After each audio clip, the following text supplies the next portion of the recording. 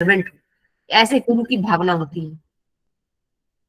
वह कभी भी भगवान बनने का प्रयत्न नहीं करता, वो हमेशा अपने आप को एक प्रतिनिधि मानकर चलता है, क्योंकि गुरु एक कॉन्फिडेंशियल और एक फेथफुल सर्वेंट है। एक कॉन्फिडेंशियल मतलब बहुत गुप्त, कॉन्फिडेंशियल मैटर जितने भी है ना, वो कृष्ण जो है वो गुरु के साथ करते हैं। वो हमारे साथ, हमारी जो बातें होती है ना पर्सनल, जो स्ट्रॉन्ग, जो किसी भक्त की होती है, वो सारी बातें गुरु से कृष्ण करते हैं डायरेक्ट। वो जो हमसे नहीं कर सकते, हमारे बारे में गुरु से करते हैं। तो इसलिए वो कॉन्फिडेंशियल चीजें रखता है, बहुत चाहता है हमारे बारे में, और फेथफुल सर्वेंट है। किसी भी स्थिति में उसका पतन नहीं होता, किसी भी स्थिति में। That is why he is respected, इसीलिए उसकी रिस्पेक्ट है। कैसे? एक कृष्ण की तरह, भगवान की तरह उसकी एक समान है। ये इसका कारण है। कृष्ण गुरु के रूप में शिष्य का उद्धार करता है। हम सोचते हैं कि भगवान स्वयं प्रकट आएंगे, हमारा उद्धार करेंगे, हमें नजर आएंगे तो हमारा उद्धार होगा, नहीं तो उद्धार नहीं होगा। नहीं, अगर आपको गुरु मिल गए हैं, वो प्रमाणित गुरु मिल गए हैं, जो 6 गोस्वामी की को परंपरा से आए हुए हैं, जो गुरु परंपरा से आए हुए हैं, जो गौड़ीय संप्रदाय से हैं, वो आपका वो सही सच्चे प्रतिनिधि हैं कृष्ण के, और वो आपका उद्धार, शिष्य का उद्धार कर सकते हैं। जैसा संबंध हमारा कृष्ण के साथ है, वैसा ही हमारा संबंध गुरु के साथ होना चाहिए, है ना। देखिए, हम कृष्ण के प्रति हमारा कितना फेथ है ना, हम सोचते हैं कि तो भगवान है ना, भगवान है, भगवान की दिव्य लीला है। वैसे ही गुरु की भी लीलाएं दिव्य होती है, गुरु भी दिव्य होते हैं। तो उसी प्रकार हमें गुरु की भी वैसे ही रिस्पेक्ट करनी चाहिए। उसको व्यक्ति नहीं मानना चाहिए, एक साधारण व्यक्ति नहीं मानना चाहिए, अरे ये तो हम में से एक बना है, ये तो गुरु बन गया। नो, वो दिखने में हार्ड मास जैसा, हमारा जैसा होगा, लेकिन उसके अंदर क्या चल रहा है वो हम नहीं जानते। वो अंदर उसका कहाँ कहाँ से किस किस के साथ, प्रभुपाद के क्या संबंध है, 6 गोस्वामी के साथ क्या संबंध है, कृष्ण के साथ उसकी क्या चर्चाएं होती है, वो हम कुछ नहीं जानते हैं। हम तो सिर्फ ये जानते हैं कि वो हाड़ मांस का एक शरीर है, हमारे सामने है और हमारे जैसा दिखता है, और यहाँ पे हम अपराध कर बैठते हैं। इस चीज का हमें ख्याल रखना चाहिए। गुरु कृष्ण रूपे हाना शास्त्र प्रमाणे, गुरु रूपे कृष्ण कृपा करे ना भक्त गण। गुरु स्वयं को भगवान का सर्वट समझता है, किंतु भक्त गुरु को भगवान का प्रतिनिधि समझता है। अब ये बात की थी ना, तो ये इसी का, इसका आगे अच्छी तरह से श्लोक के साथ में है। लेकिन जैसे जैसे उदाहरण दिया गया है, जैसे बिना पेरेंट्स के कोई भी बच्चा अच्छे ढंग से नहीं पल सकता। ऐसा चेतन चित्र में मैंने सारा ये वहीं से लिया है, कुछ भी अपनी तरफ से नहीं जोड़ा है। बिना पेरेंट्स के बच्चा अच्छी ढंग से नहीं बढ़ सकता है ना। उसी प्रकार गुरु की कृपा के बिना हम कभी भी शुद्ध तत्व की स्टेज पे, मतलब 3 गुणों से ऊपर नहीं उठ सकते। 3 गुणों से ऊपर उठने के लिए अत्यंत आवश्यक है कि हमें गुरु का ही सहारा लेना पड़ेगा। तो इसलिए श्रीमद् भागवतम में भी ये बोला गया है कि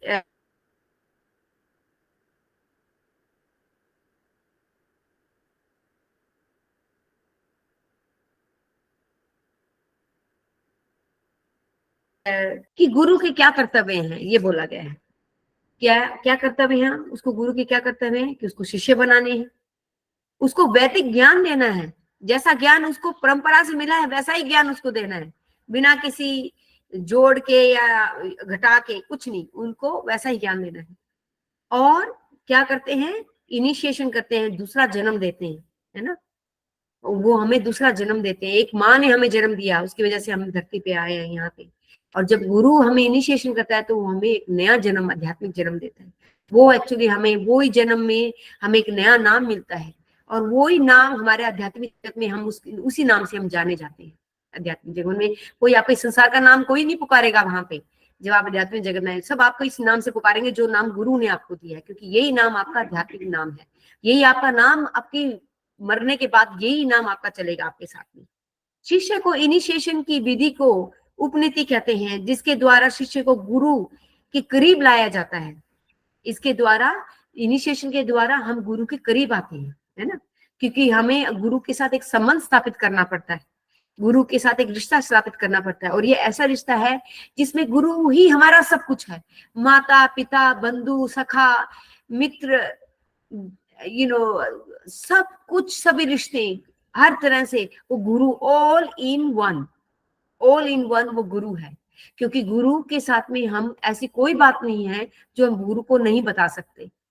आपकी पर्सनल, मैं जानती हूँ, मेरे साथ में एक माता जी थी, उसकी सगाई हुई, टूट गई, सगाई हुई, टूट गई, तीसरी सगाई हुई, वो भी टूट गई। तो उसने फिर गुरु को की शरण ली कि गुरु महाराज मेरे साथ क्या हो रहा है कि मेरी सगाई हो रही है, मेरी टूटती जा रही है सगाई। तो गुरु महाराज जी ने फिर उसको आशीर्वाद दिया कि चौथी बार जब उसका हुआ तो उसकी वहां शादी हो गई, गुरु महाराज की कृपा से। तो गुरु से हम कोई बात नहीं, संसारिक बात है चाहे आध्यात्मिक बात है, वी शुड शेयर एवरीथिंग। सब कुछ हमें गुरु के साथ शेयर करना चाहिए, क्योंकि जो हमारी शारीरिक लाइफ है, अगर वो प्रभावित हो रही है तो वो हमारी आध्यात्मिक लाइफ को भी प्रभावित करेगी। तो गुरु जो होते हैं उनको पता होता है कि कितनी डिग्री तक, कितनी कितनी लिमिट तक हमें गुरु गुरु को पता होता है कितनी इसको मदद की आवश्यकता है और कितनी करनी है, क्योंकि वो कृष्णा के साथ में उनका कॉन्फिडेंशियल रिलेशन अभी हमने पढ़ा है ना। तो उनको पता होता है कि इस भक्त की मैं कितनी मदद कर सकता हूँ, शारीरिक रूप से भी, संसारिक रूप से भी, जिससे कि ये भक्त की स्थिति से बाहर निकल आए और ये आध्यात्मिक लेवल पे आके ये स्थिर हो जाए। तो गुरु को पता होता है इस चीज का। लेकिन अगर हम संसार के लोगों की अगर मदद लेने की कोशिश करेंगे उस स्थिति से बाहर निकलने की, तो हम और फंसते जाएंगे, गिरते जाएंगे, गिरते जाएंगे, गिरते जाएंगे। और जब तक कि हम गुरु की शरण नहीं जाएंगे हम उस स्थिति से बाहर नहीं निकल सकते। अगर आचार्य का भगवान के प्रति सेवा का भाव नहीं है तो वह अपराधी है। कोई भी आचार्य अगर सेवा भाव नहीं है उसका तो वो अपराधी है। कोई ये कहता है मैं आचार्य हूं, लेकिन गुरु को रिजेक्ट करते हैं। जैसे हमने देखा बाली, शंकराचार्य जी ने कहा अरे ये बलि, ये जो आया है ये यहाँ पे क्या नाम था उनका, वामनदेव, अरे ये जो है ये छलिया है, ये कृष्णा आया है, इसकी बातों में मत आना। वो कहता है नहीं, मैं तो प्रहलाद महाराज का रिश्तेदार हूँ, ये मेरे परिवार में ही भक्ति है। तो उसने रिजेक्ट कर दिया अपने गुरु को। उसी प्रकार अगर हमारे जीवन में हमारे परिवार वाले, हमारे जानने वाले कोई भी अगर आपको भगवान की भक्ति से रोकता है तो शास्त्र कहते हैं आप उनका रिजेक्शन कर सकते हो। वो बिल्कुल भी गलत नहीं होगा, बिल्कुल भी नियमों के खिलाफ नहीं होगा, वो बिल्कुल शास्त्र के अनुरूप है। अगर आपके परिवार में कोई सदस्य आपको पूजा पाठ से, गुरु की शरण में जाने से मना करते हैं, गुरु बनाने से अगर आप बनाना चाहते हैं, आपका दिल कर रहा है और आपके परिवार वाले मना कर रहे हैं, ऐसी स्थिति में आप उनको रिजेक्ट कर सकते हैं। ऐसा हमारे शास्त्र हमें उदाहरण के साथ में सिखाते हैं। तो यहाँ पे जेन्युइन गुरु कौन है? नित्यानंदा प्रभु। नित्यानंदा प्रभु प्रतिनिधि है गुरु के, राइट, वो गुरु है। और दूसरे कौन है? राधा रानी, वो गुरु की प्रतिनिधि है। तो गुरु किसको प्रेजेंट करते हैं? नित्यानंदा प्रभु को और राधा रानी को, ये दोनों को। ये दोनों बहुत कॉन्फिडेंशियली गुरु के साथ में कोलैबोरेट करके, उनके साथ में मिलकर ये डिवोटी के लाइफ में काम कर रहे हैं, नित्यानंदा प्रभु और राधा रानी के साथ में। तो ये चीज बहुत स्ट्रॉन्ग है, बहुत हाई लेवल पे है। जेन्युइन आचार्य नित्यानंदा प्रभु का प्रतिनिधि है, वह आचार्य देव कहलाता है, इसलिए उसको क्या बोलते हैं? आचार्य देव। अगर कोई आचार्य ऐसे ईर्ष्या करता है तो वह भगवान से ईर्ष्या करता है। अगर क्या मेरा गुरु उसके गुरु से बेटर है तो मैंने क्या किया? मैंने ईर्ष्या की है। तो क्या होगा? तो मैंने किससे ईर्ष्या की? मैंने कृष्ण जी से ईर्ष्या की है। इसीलिए कभी भी ये भावना कभी भी हमें लाना नहीं चाहिए कि मेरा गुरु बेटर है, दूसरे का गुरु कम है, और या ऐसी ढंग से सोचना नहीं चाहिए, बोलना नहीं चाहिए, क्योंकि ये अपराध होगा। क्योंकि जितने भी प्रमाणित गुरु हैं, प्रमाणित का मतलब है कि वो प्रमाणित है, वो बहुत कॉन्फिडेंशियल लेवल पे कृष्णा के साथ में, और 6 परंपरा जो हमारे 6 गोस्वामीज हैं और गौड़िया संप्रदाय से जो जुड़े हुए हैं, वो वेदों का जो शास्त्रों के हिसाब से जो बात करते हैं बिना तोड़े मोड़े वो कर रहे हैं, तो वो प्रमाणित गुरु है। वो सभी प्रमाणित गुरु हैं जो कर रहे हैं। ऐसा नहीं है कि वो, मैं उसको नहीं जानती तो इसका मतलब मैं उसकी आलोचना करने लग जाऊंगी, अब मैंने उनके लेक्चर नहीं सुने तो मैं आलोचना करने लग जाऊंगी, अपनी कोई ओपिनियन बनाऊंगी। नहीं, वो गुरु मुझे पसंद नहीं है, उसकी शिक्षा है, क्योंकि हमने कभी सुना ही नहीं तो हमें पता नहीं है और हम अपनी ओपिनियन बना रहे हैं। नो, सभी प्रमाणित गुरु जितने भी हैं गौड़िया संप्रदाय में, वो सभी ही सम्मान के पात्र हैं। तो हमें उन सबका सम्मान करना चाहिए। जैसे कि अभी मनिंद्र प्रभु ने कहा था कि ये सभी को गुरु महाराज बोलना चाहिए, बाकी शिक्षा गुरु और दीक्षा गुरु है वो अपने अपने सबके अलग अलग है, वो हो सकते हैं, कोई बात नहीं। हमें याद है कि गुरु भगवान का मैनिफेस्टेशन है, किंतु भगवान की लीलाओं की नकल नहीं करता, है ना। ये इस बात में थोड़ा सा ये इसको समझना भी जरूरी है। वो भगवान की लीलाओं की नकल नहीं करता, वो भगवान की तरह रासलीला नहीं करता जैसे भगवान रासलीला करते हैं, या फिर वो उनकी तरह गिरिराज को उठा लेता है, गिरी गोवर्धन को, या इस ढंग से कोई लीला नहीं करता। वो गुरु को पता होता है कि मेरी क्या लिमिट है। गुरु जेन्युइन गुरु जो होता है वो जेन्युइन रूप से कृष्ण जी का प्रतिनिधि है, क्योंकि वो एक भक्त के रूप में उनकी सेवा कर रहा है, लेकिन हम उसको प्रतिनिधि के रूप में मान रहे हैं, हम उसको कृष्ण के समान मान के चल रहे हैं। हमारा ये एटीट्यूड होना चाहिए। तो ये क्लियर पॉइंट होना चाहिए कि हम गुरु क्या है। झूठे गुरु स्वयं को कृष्ण का अवतार समझते हैं और शिष्यों की भावनाओं के साथ में खेलते हैं, है ना। वो क्या करते हैं, स्वयं को कृष्ण का अवतार कहते हैं। और मैंने ऐसे कितने लोगों को देखा है, मैं नाम नहीं लूंगी बिकॉज ये भी एक अपराध होगा, मैं एनोनिमसली ऐसे बोलूंगी कि मैं एक दिल्ली में एक परिवार को जानती हूँ जो हमारे बहुत क्लोज है, और वो अपने गुरु की ऐसे सेवा करते हैं जैसे वो कृष्ण की सेवा कर रहे हैं, ठीक है, मानते हैं, लेकिन वो सबके सामने प्रचार कर रहे हैं कि ये कृष्ण के अवतार हैं, ये कृष्ण के अवतार हैं। तो ऐसे जो झूठे गुरु जो अपने आप को अवतार कहला के पूजा करवा रहे हैं अपने शिष्यों से, तो वो गलत है। लेकिन हमें हमारा क्या स्थिति, उस स्थिति में हमें क्या करना चाहिए, हमें हमें सावधानी से काम लेना चाहिए। यहाँ पे ये बहुत सेंसिटिव इश्यू है, हमें फिर भी उनकी आलोचना नहीं करनी, ऐसे गुरुओं की भी हमें आलोचना नहीं करनी, उनसे दूर रहो, बस अपने आप को बचा के रखो, उनसे दूर रहो। क्योंकि हो सकता है कि कहीं वो जैसे उनका क्या रिलेशनशिप है हम नहीं जानते। हर एक व्यक्ति का एक स्पेशल यूनिक रिलेशनशिप है कृष्ण के साथ, हर एक व्यक्ति का अपने गुरु के साथ एक यूनिक रिलेशनशिप है, हम नहीं जानते। हम मनुष्य हैं, हम बहुत पतित हैं, हमें क्या पता दूसरे के दिल में क्या चल रहा है। Only god knows, Krishna knows everybody's business but we know our own business, है ना। तो ऐसी स्थिति में कोई प्रमाणित है, अगर कोई नहीं भी है तो उससे दूर रहो, कोई कमेंट मत करो, अपने आप तक सीमित रहो, क्योंकि वो भी अपराध की श्रेणी में आ जाएगा, तो उससे भी दूर रहो। भगवान के साथ एकाकार होना चाहते हैं, वो भक्ति के प्रिंसिपल से अलग है, वो अलग हो जाते हैं जो भगवान से एक होना चाहते हैं। हम गौड़ीय संप्रदाय की टीचिंग्स नहीं है ये हमें क्लियर होना चाहिए कि हमारी टीचिंग्स क्या है। भगवान के साथ एक होना हमारे यहाँ नहीं सिखाया जाता कि भगवान के साथ हमने एक होना, क्योंकि हम कभी हो ही नहीं सकते। हम हमारे अंदर मैक्सिमम कितने पॉइंट्स होते हैं, 48 प्रभु, 48, 78, 48, राइट, 48 है ना, 48 मैक्सिमम हमारे पॉइंट्स हैं। वो भी 48 अगर मैक्सिमम है तो जाके ब्रह्मा की स्थिति में हम पहुंच सकते हैं। वो तो प्रभुपाद की कृपा से है। अगर हम कल्टीवेट करेंगे, अपने 4 नियमों को फॉलो करेंगे, हरे कृष्ण महामंत्र करेंगे, तो गुरु परंपरा में आपको अक्सर आप सुनने को मिलेगा कि आप 4 नियम फॉलो करो और आप हरे कृष्ण महामंत्र करो, बस ये करने मात्र से भी आपको धाम की प्राप्ति हो जाएगी। ये गुरु की कृपा है, ये गुरु हमें ऐसा कर रहे हैं। लेकिन अगर वो भगवान के साथ एकाकार होने की अगर आपको शिक्षा देते हैं कि नहीं आपको भगवान के साथ एक हो जाना है, तो वो डिवोशन प्रिंसिपल के खिलाफ जा रहे हैं, वो बिल्कुल चैतन्य महाप्रभु की शिक्षाओं के खिलाफ जा रहे हैं।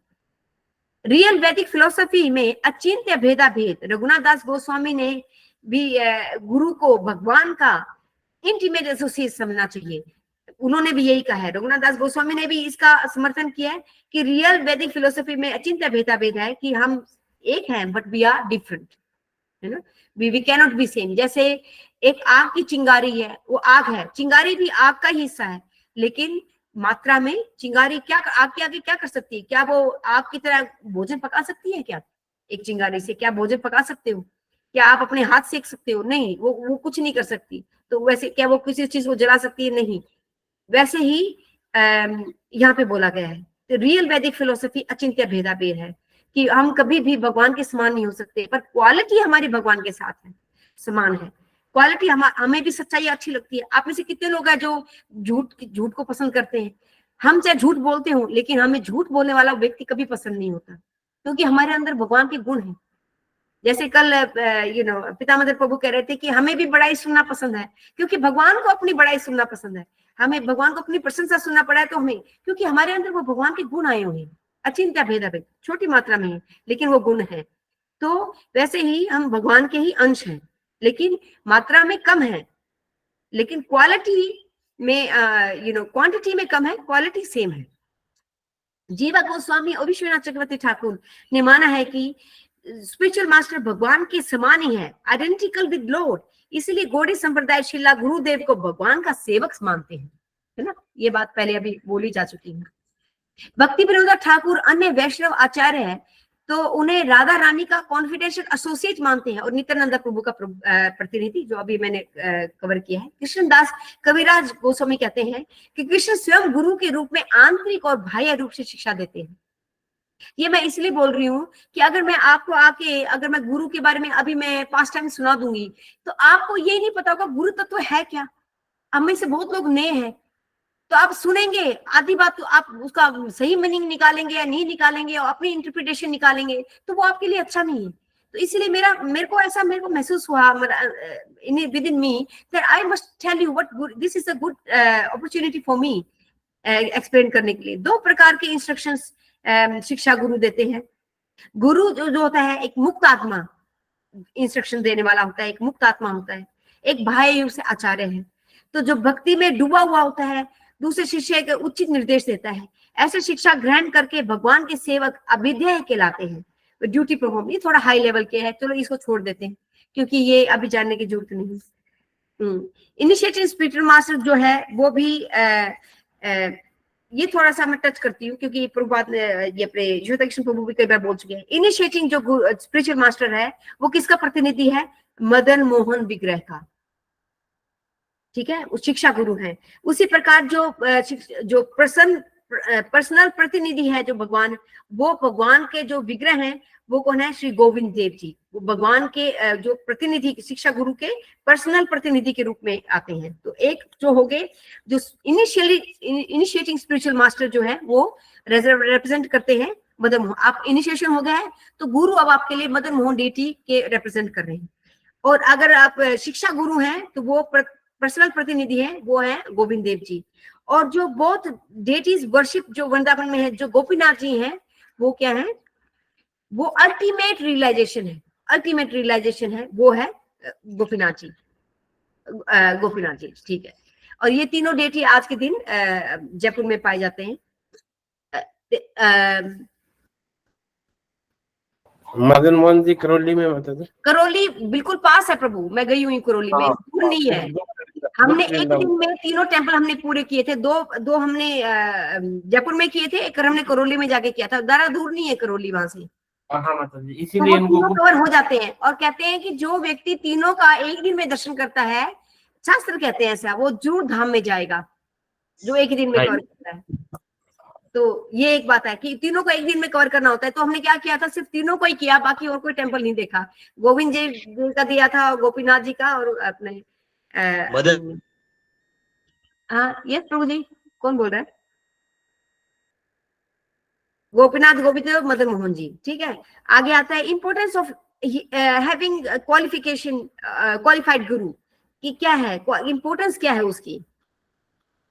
देखिए जो स्पिरिचुअल मास्टर है वो कृष्णा की तरफ सरेंडर नहीं है।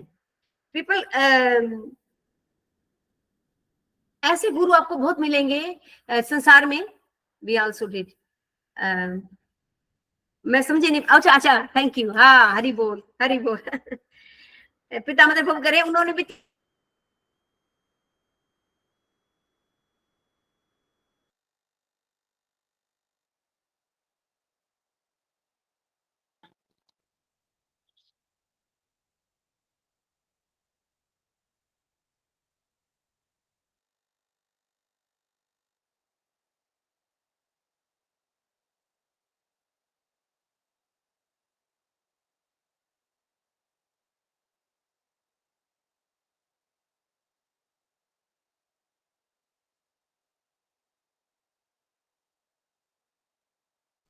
हरे कृष्ण माता जी, आवाज नहीं आ रही आपकी।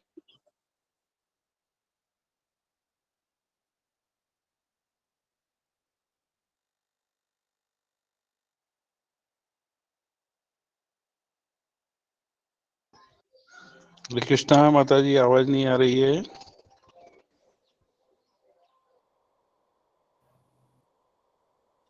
आई थिंक उनका कुछ नेटवर्क इशू है।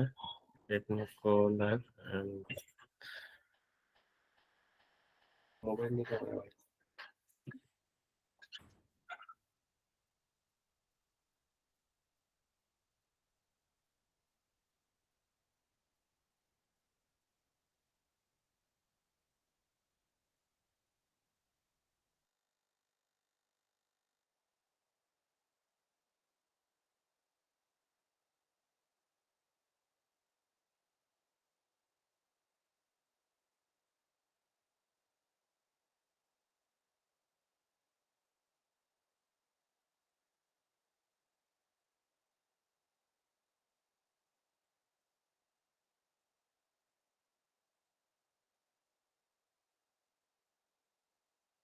हरे कृष्णा डिवोटीज, 1 मिनट वेट करो, माता जी ज्वाइनिंग इन 1 मिनट।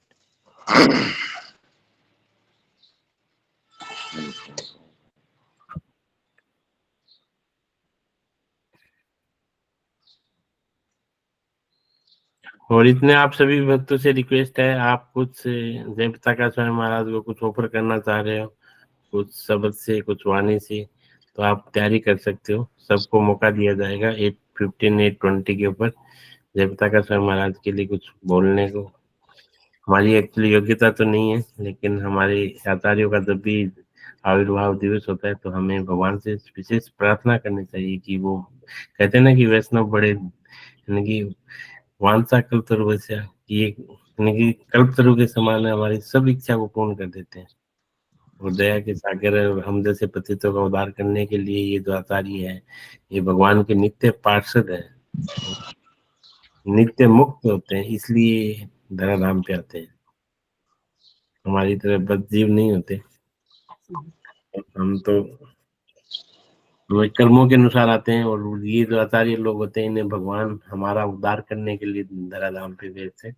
तो आप सब लोग कुछ ना कुछ, आपके पास समय है, तैयारी करें। माता जी भी आ रहे हैं 2 मिनट में। हरे कृष्णा। हाँ, यस माता जी बैठना। हाँ, देखिए अभी मैंने आपको थोड़ा सा इन्फॉर्मेशन दे दी है जो जानने की है। बस मैं ये कहना चाहती हूँ कि ऐसे गुरु बहुत है जो आप में से मुझे नहीं पता कि सबकी स्थिति क्या है। पर्सनली मैं किसी के साथ पर्सनली 1 to 1 नहीं हुई हूँ सभी के साथ में, लेकिन ऐसे लोग, ऐसे गुरु भी हैं जो कहते हैं जो कर रहे हो करते रहो, कोई प्रॉब्लम नहीं है। बस आप कभी कभी दर्शन, कहने का मतलब एक डोनेशन मुझे टाइम से देते रहो। आप जो कर रहे हो करते रहो, आपकी हम रक्षा करेंगे, कोई चिंता की बात नहीं है जो करते हो। ऐसे और दूसरे तरह के ऐसे भी गुरु होते हैं कि भगवान के भक्त भी हैं, ऐसे भी हैं, लेकिन प्रभुपाद ने साफ कहा है कि प्योर डिवोशन सर्विस का मतलब है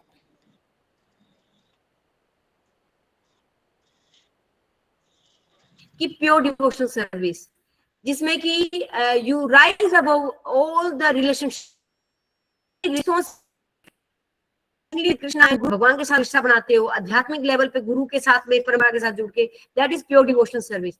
लेकिन क्या है, ऐसे बहुत संप्रदाय हैं जो मैं जानती हूँ कि वो भक्त होंगे, ऐसी बात नहीं है, भगवान का नाम भी ले रहे हैं और वो कल्याण का कार्य भी कर रहे हैं, लेकिन क्योंकि वो प्योर डिवोशनल सर्विस नहीं कर रहे हैं, तो ऐसी स्थिति में उनको धाम की प्राप्ति होगी, इस पे एक प्रश्न चिन्ह है।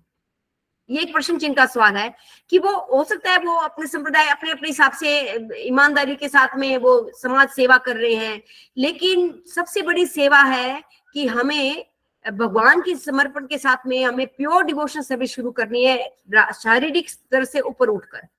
अगर हम खुद अपने आप को नहीं बचा पाए तो हम दूसरों को कैसे बचा सकते हैं, उनको तो हम तो शरीर को ही बचा रहे हैं ना ऐसी स्थिति में। और ऐसे शरीर को बचाने के हम क्या फायदा, उस बच्चे को, व्यक्ति को तो हम बचा ही नहीं रहे, हम तो शरीर को बचा रहे हैं।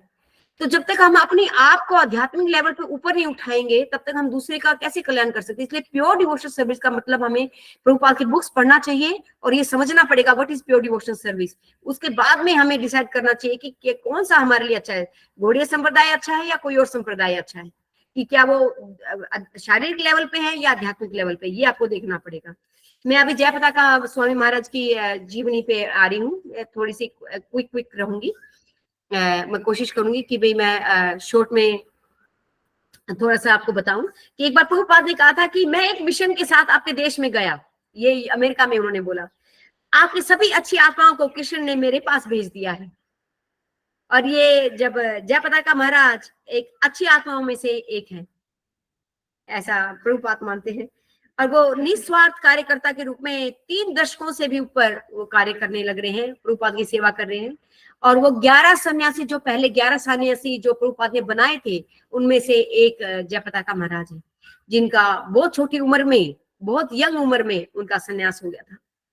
तो जय पताका महाराज जी का जब जन्म था वो 9 अप्रैल 1949, 49 होता है ना, 49 1949 को हुआ था। रामनवमी के बाद की जो एकादशी, जैसे अब रामनवमी के बाद में जो बाद की एकादशी आती है, उसमें हुआ था। वो पीछे जा चुकी है उनकी रियल जो एकादशी, जो उनका जो अपीयरेंस डे था, मैं वृंदावन में थी, सेलिब्रेट करने के लिए गई थी।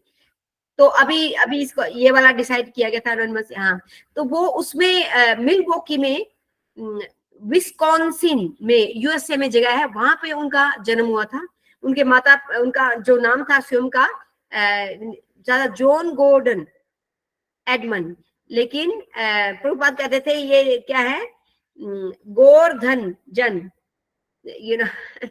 तो उनको गोवर्धन जन, ये तो गोर के धन है, उसके जन है, ऐसे करके उन्होंने उसका नाम कहा कि ये इसका नाम ये है। उनके पिता का नाम जॉन हर्बर्ट था और माँ का नाम नोरेन था, और वो दोनों बड़े धार्मिक विचार के थे, गोवर्धन जन, तो बहुत धार्मिक विचारों के थे। उनके जो दादाजी थे उस वक्त, उनके जो दादाजी है, उनकी बहुत बड़ी पेंट की फैक्ट्री थी। ये बहुत लेट 60s की बात है। उस वक्त उनकी बहुत बड़ी फैक्ट्री थी पेंट की, और वो उस वक्त करोड़पति थे। और जो थे वो चाहते तो अपने परिवार का बिजनेस ज्वाइन कर सकते थे, लेकिन जो गुरु महाराज जो थे, उनका शुरू से इनका इंटरेस्ट आध्यात्मिक रहा था, और वो पढ़ाई में इतने अच्छे थे कि उनको जो था, उनको स्कॉलरशिप के लिए ऑफर आ गया था। तो उन्होंने फिर ब्राउन यूनिवर्सिटी में एडमिशन लिया, लेकिन ब्राउन यूनिवर्सिटी में एडमिशन लेने के साथ लेकिन वो क्या था, उनका ध्यान बुद्धिज्म में चला गया, जैनिज्म में चला गया, एस्ट्रो प्रोजेक्शन में चला गया, क्योंकि उस वक्त कृष्णा कॉन्शियस, क्योंकि वो ढूंढ रहे थे, उनको मिल नहीं रहा था, तो वो इधर उधर स्पिरिचुअल रियलाइजेशन के लिए ढूंढ रहे थे, कहीं पे उनको मिले, क्योंकि ऑब्वियसली वो तो आध्यात्मिक जगत से आए थे और वो उसी को ढूंढ रहे थे, वो तो प्रभुपाद को ढूंढ रहे थे, गौड़ीय संप्रदाय को ढूंढ रहे थे, और वो उनको मिल नहीं रहा था। तो एरो प्रोजेक्शन तक उन्होंने देखा। एरो प्रोजेक्शन में क्या था कि जो गुरु महाराज ने वो देख सकते थे हमारे शरीर के चारों तरफ जो रोशनी है ना, शरीर का अलग अलग तरह के रंग होते हैं, किसी का व्हाइट रंग है, किसी का ब्लू रंग है, किसी का कोई रंग है, ऐसे ग्रीन रंग है, तो ऐसे उनको रंग नजर आने लगे थे। एस्ट्रो प्रोजेक्शन में आप आदमी के ओरा देख सकते हो, जिसको ओरा बोलते हैं।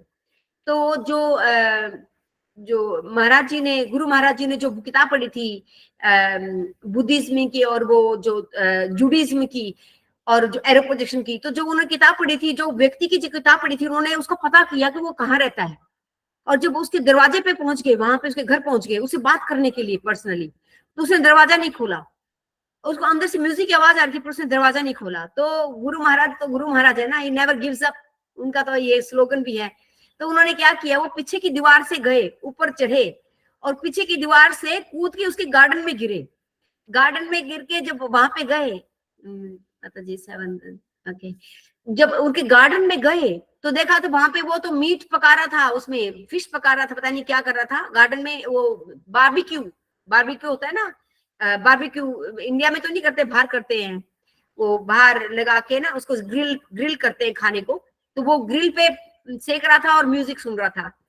तो उसने जब देखा, अरे ये तो कूद के पीछे के दरवाजे से कोई आया है, तो उसने कहा कि I am your fan, I have read your book, और मैं तो आपको फॉलो करना चाहता हूँ, आपके एस्ट्रो प्रोजेक्शन बुक और ये सब कुछ मैं जानना चाहता हूँ, आप मुझे और बताओ इसके बारे में। तो वो उनको अंदर लेके गया और उसने कहा कि देखिए, मैं सब कुछ छोड़ चुका हूँ, ये सब मैंने छोड़ दिया है ये बहुत भारी पड़ रहा है मेरे ऊपर, तो मैं सब कुछ छोड़ चुका हूँ। तो जब तक महाराज को बहुत वो लगा, अरे ये होप मेरी चली गई, मैं बुद्धिज्म शुरू करा था, वहां भी कुछ ना कुछ अड़चन आ रही है, ये भी अड़चन आ रही है, तो वो ऐसे उनको था। फिर एक बार क्या हुआ कि उन्होंने देखा कि पार्क में एक जगह वो जा रहे थे, तो उन्होंने देखा कि हरे कृष्णा वाले तिलक लगाए हुए लोग, उन्होंने देखा वो किताब डिस्ट्रीब्यूट कर रहे थे अमेरिका में। तो उन्होंने जब देखा तिलक लगा हुआ, तो एकदम उनको ऐसा लगा, गुरु महाराज जी ने कहते कि मुझे ऐसा लगा जैसे मुझे करंट लग गया उनको देख के, उनका तिलक देख के। और जैसे उन्होंने तिलक देखा, वो वहां से भाग पड़े, और भागते रहे, 2 किलोमीटर तक भागते रहे, 2 माइल तक, आई थिंक 2 माइल तक भागते रहे। 2 माइल भागने बाद रुके, कह मैं एक्चुअली मैं भाग क्यों रहा हूँ, मैं किसी से भाग रहा हूँ, मुझे उसे उन्होंने क्या कहा है, बस किताब के लिए तो बोला, मैं क्यों भाग रहा हूँ। फिर उनको एकदम जब हुआ ऐसा, तो वो वापस फिर उनको ढूंढने के लिए निकले। जब वहां पे दोबारा पहुंचे, तब तक वो वहां से जा चुके थे। ये बात लेट 60s की है। उस वक्त आप जानते थे कि इस्कॉन का नाम इतना नहीं था, तो वो ढूंढते रहे, उनको कहीं भी नहीं मिला इस्कॉन का, इतना उनको पता नहीं चल रहा था कि कहाँ पे है इस्कॉन। तो उसके बाद में क्या हुआ कि 2 महीने के बाद में क्या हुआ कि सैन फ्रांसिस्को 1967 में, आई थिंक, उन्होंने फर्स्ट वहां पे रथ यात्रा किया था, अपने जगन्नाथ जी का फर्स्ट यात्रा था निकली थी। तो वहां पे हिज ग्रेस जयानंद प्रभु वहां पे रथ का पूरा वो बना रहे थे, और जयपताका महाराज जी वहां पहुंच गए, और जब वो टेम्पल में गए तो उन्होंने कहा कि ठीक है, आप ज्वाइन करना चाहते हो तो आप मदद कर दो इनकी रथ बनाने में। तो उन्होंने वहां पे उनकी हिज ग्रेस जैनंद प्रभु के साथ में रथ बनाने में जयपताका स्वामी गुरु महाराज ने उन्होंने मदद करी। तो उन्होंने मिलकर उनके साथ में पूरा रथ तैयार करवाने में उनके साथ पूरा साथ दिया। और जयपताका महाराज जी में एक खास बात थी, he was trained, he was mastered about everything. उनको सब कुछ में ट्रेन थे, उनको ऐसा कोई चीज नहीं है, स्विमिंग से लेके शूटिंग से लेके और कोई भी ऐसी चीज नहीं थी, और ये कील ठोकने से लेके जो वो नहीं करना जानते, वो हर चीज में परफेक्ट थे, हर चीज में परफेक्ट। भाई वो स्पिरिचुअल वर्ल्ड से आए थे तो परफेक्ट तो उनको होना ही था, तो परफेक्ट थे। उसके बाद में क्या हुआ कि वो टेम्पल में गए, और टेम्पल में उसमें प्रभुपाद नहीं थे। तो वो टेम्पल में जो पुजारी थे तो उनको कहा कि भाई मैं नया आया हूँ। तो कहते हैं अच्छा आप नए आए हो, ओके, तो आप प्रभुपाद तो है नहीं यहाँ पे, थोड़ी देर में आएंगे, तो आप एक काम करो, एक हरे कृष्णा महामंत्र चैंटिंग करो आप, तो मैं आपको बीड्स देता हूँ। तो वो बीड्स लेकर आए उनके लिए, और बीड्स उनके हाथ में दे दिए, और उन्होंने कहा कि आइए बीड्स लो, और ये ऐसे चैंटिंग करते हैं, ये चैंटिंग करो, और पार्क पास में वहां पे बैठ जाओ आराम से, वहां पे चैंटिंग कर लो। जयपताका गुरु महाराज जी वहां पे बैठ गए और वहां पे चैंटिंग करी, चैंटिंग की, चैंटिंग कर रहे हैं कर रहे हैं कर रहे हैं कर रहे हैं लगातार, और 60 राउंड कर लिए उन्होंने, और आंखों से आंसू आ रहे हैं, रो रहे हैं, और खोए हुए हैं बिल्कुल। और उनको पहली बार ऐसा लगा कि now I have got my destination, अब मुझे अपना डेस्टिनेशन मिला है। जितना आनंद मुझे अब आया, इतना मुझे बुद्धिज्म में, जूडिज्म में और एस्ट्रो प्रोजेक्शन में कभी मजा नहीं आया। और वो इतना रोए, और जब उनको लगा अरे वो टाइम बीत गया, तो वापस टेम्पल में गए। तो जो जब उन्होंने दरवाजा खोला, पुजारी थे आई थिंक, जो उन्होंने दरवाजा खोला तो उन्होंने कहा, उनका चेहरा पसीना पसीना हो रहा था। कहते हैं मेरे से गलती होगी बहुत बड़ी। कहते क्या गलती होगी? कहते मैंने आपको जो बीट्स दिए हैं चैंट करने के लिए प्रभुपाद के हैं, मैंने आपको प्रभुपाद के बीट्स दे दिए। उन्होंने गलती से उनके बीट्स दे दिए उनको चैंटिंग करने के लिए। तो ऐसे शुरुआत हुई थी, प्रभुपाद के बीट्स से चैंटिंग हुई थी। उसके बाद में जो जयपताका महाराज जी थे वो प्रभुपाद से मिले, तो प्रभुपाद ने उनको कहा कि आओ आप यहाँ पे प्रसाद ग्रहण करना, आफ्टरनून को आओ प्रसाद ग्रहण करना। तो प्रसाद के लिए बुलाया। प्रसाद में ना उन्होंने जब देखा थे तो चौड़े लंबे चौड़े 6 फुटा आदमी, बहुत सुंदर शरीर के गुरु महाराज उस वक्त बहुत सुंदर थे, बहुत सुंदर शरीर के थे। तो उन्होंने कहा कि जयपताका महाराज को कहा कि पेट भर के खाओ, पेट भर के खाओ, इनको खूब दो। तो वो आए जाओ, कहते इनको और दो और दो और दो। और जयपताका महाराज कहा ऐसा होगा जैसे मेरा पेट फटने वाला है, इतना हमने खाया पहले दिन जब श्रीला प्रभुपाद ने उनकी इतनी सेवा की। उसके बाद उन्होंने उनको कहा, उसके बाद में उन्होंने ज्वाइन कर लिया। अगले दिन उन्होंने अपना हेड शेव करवा लिया।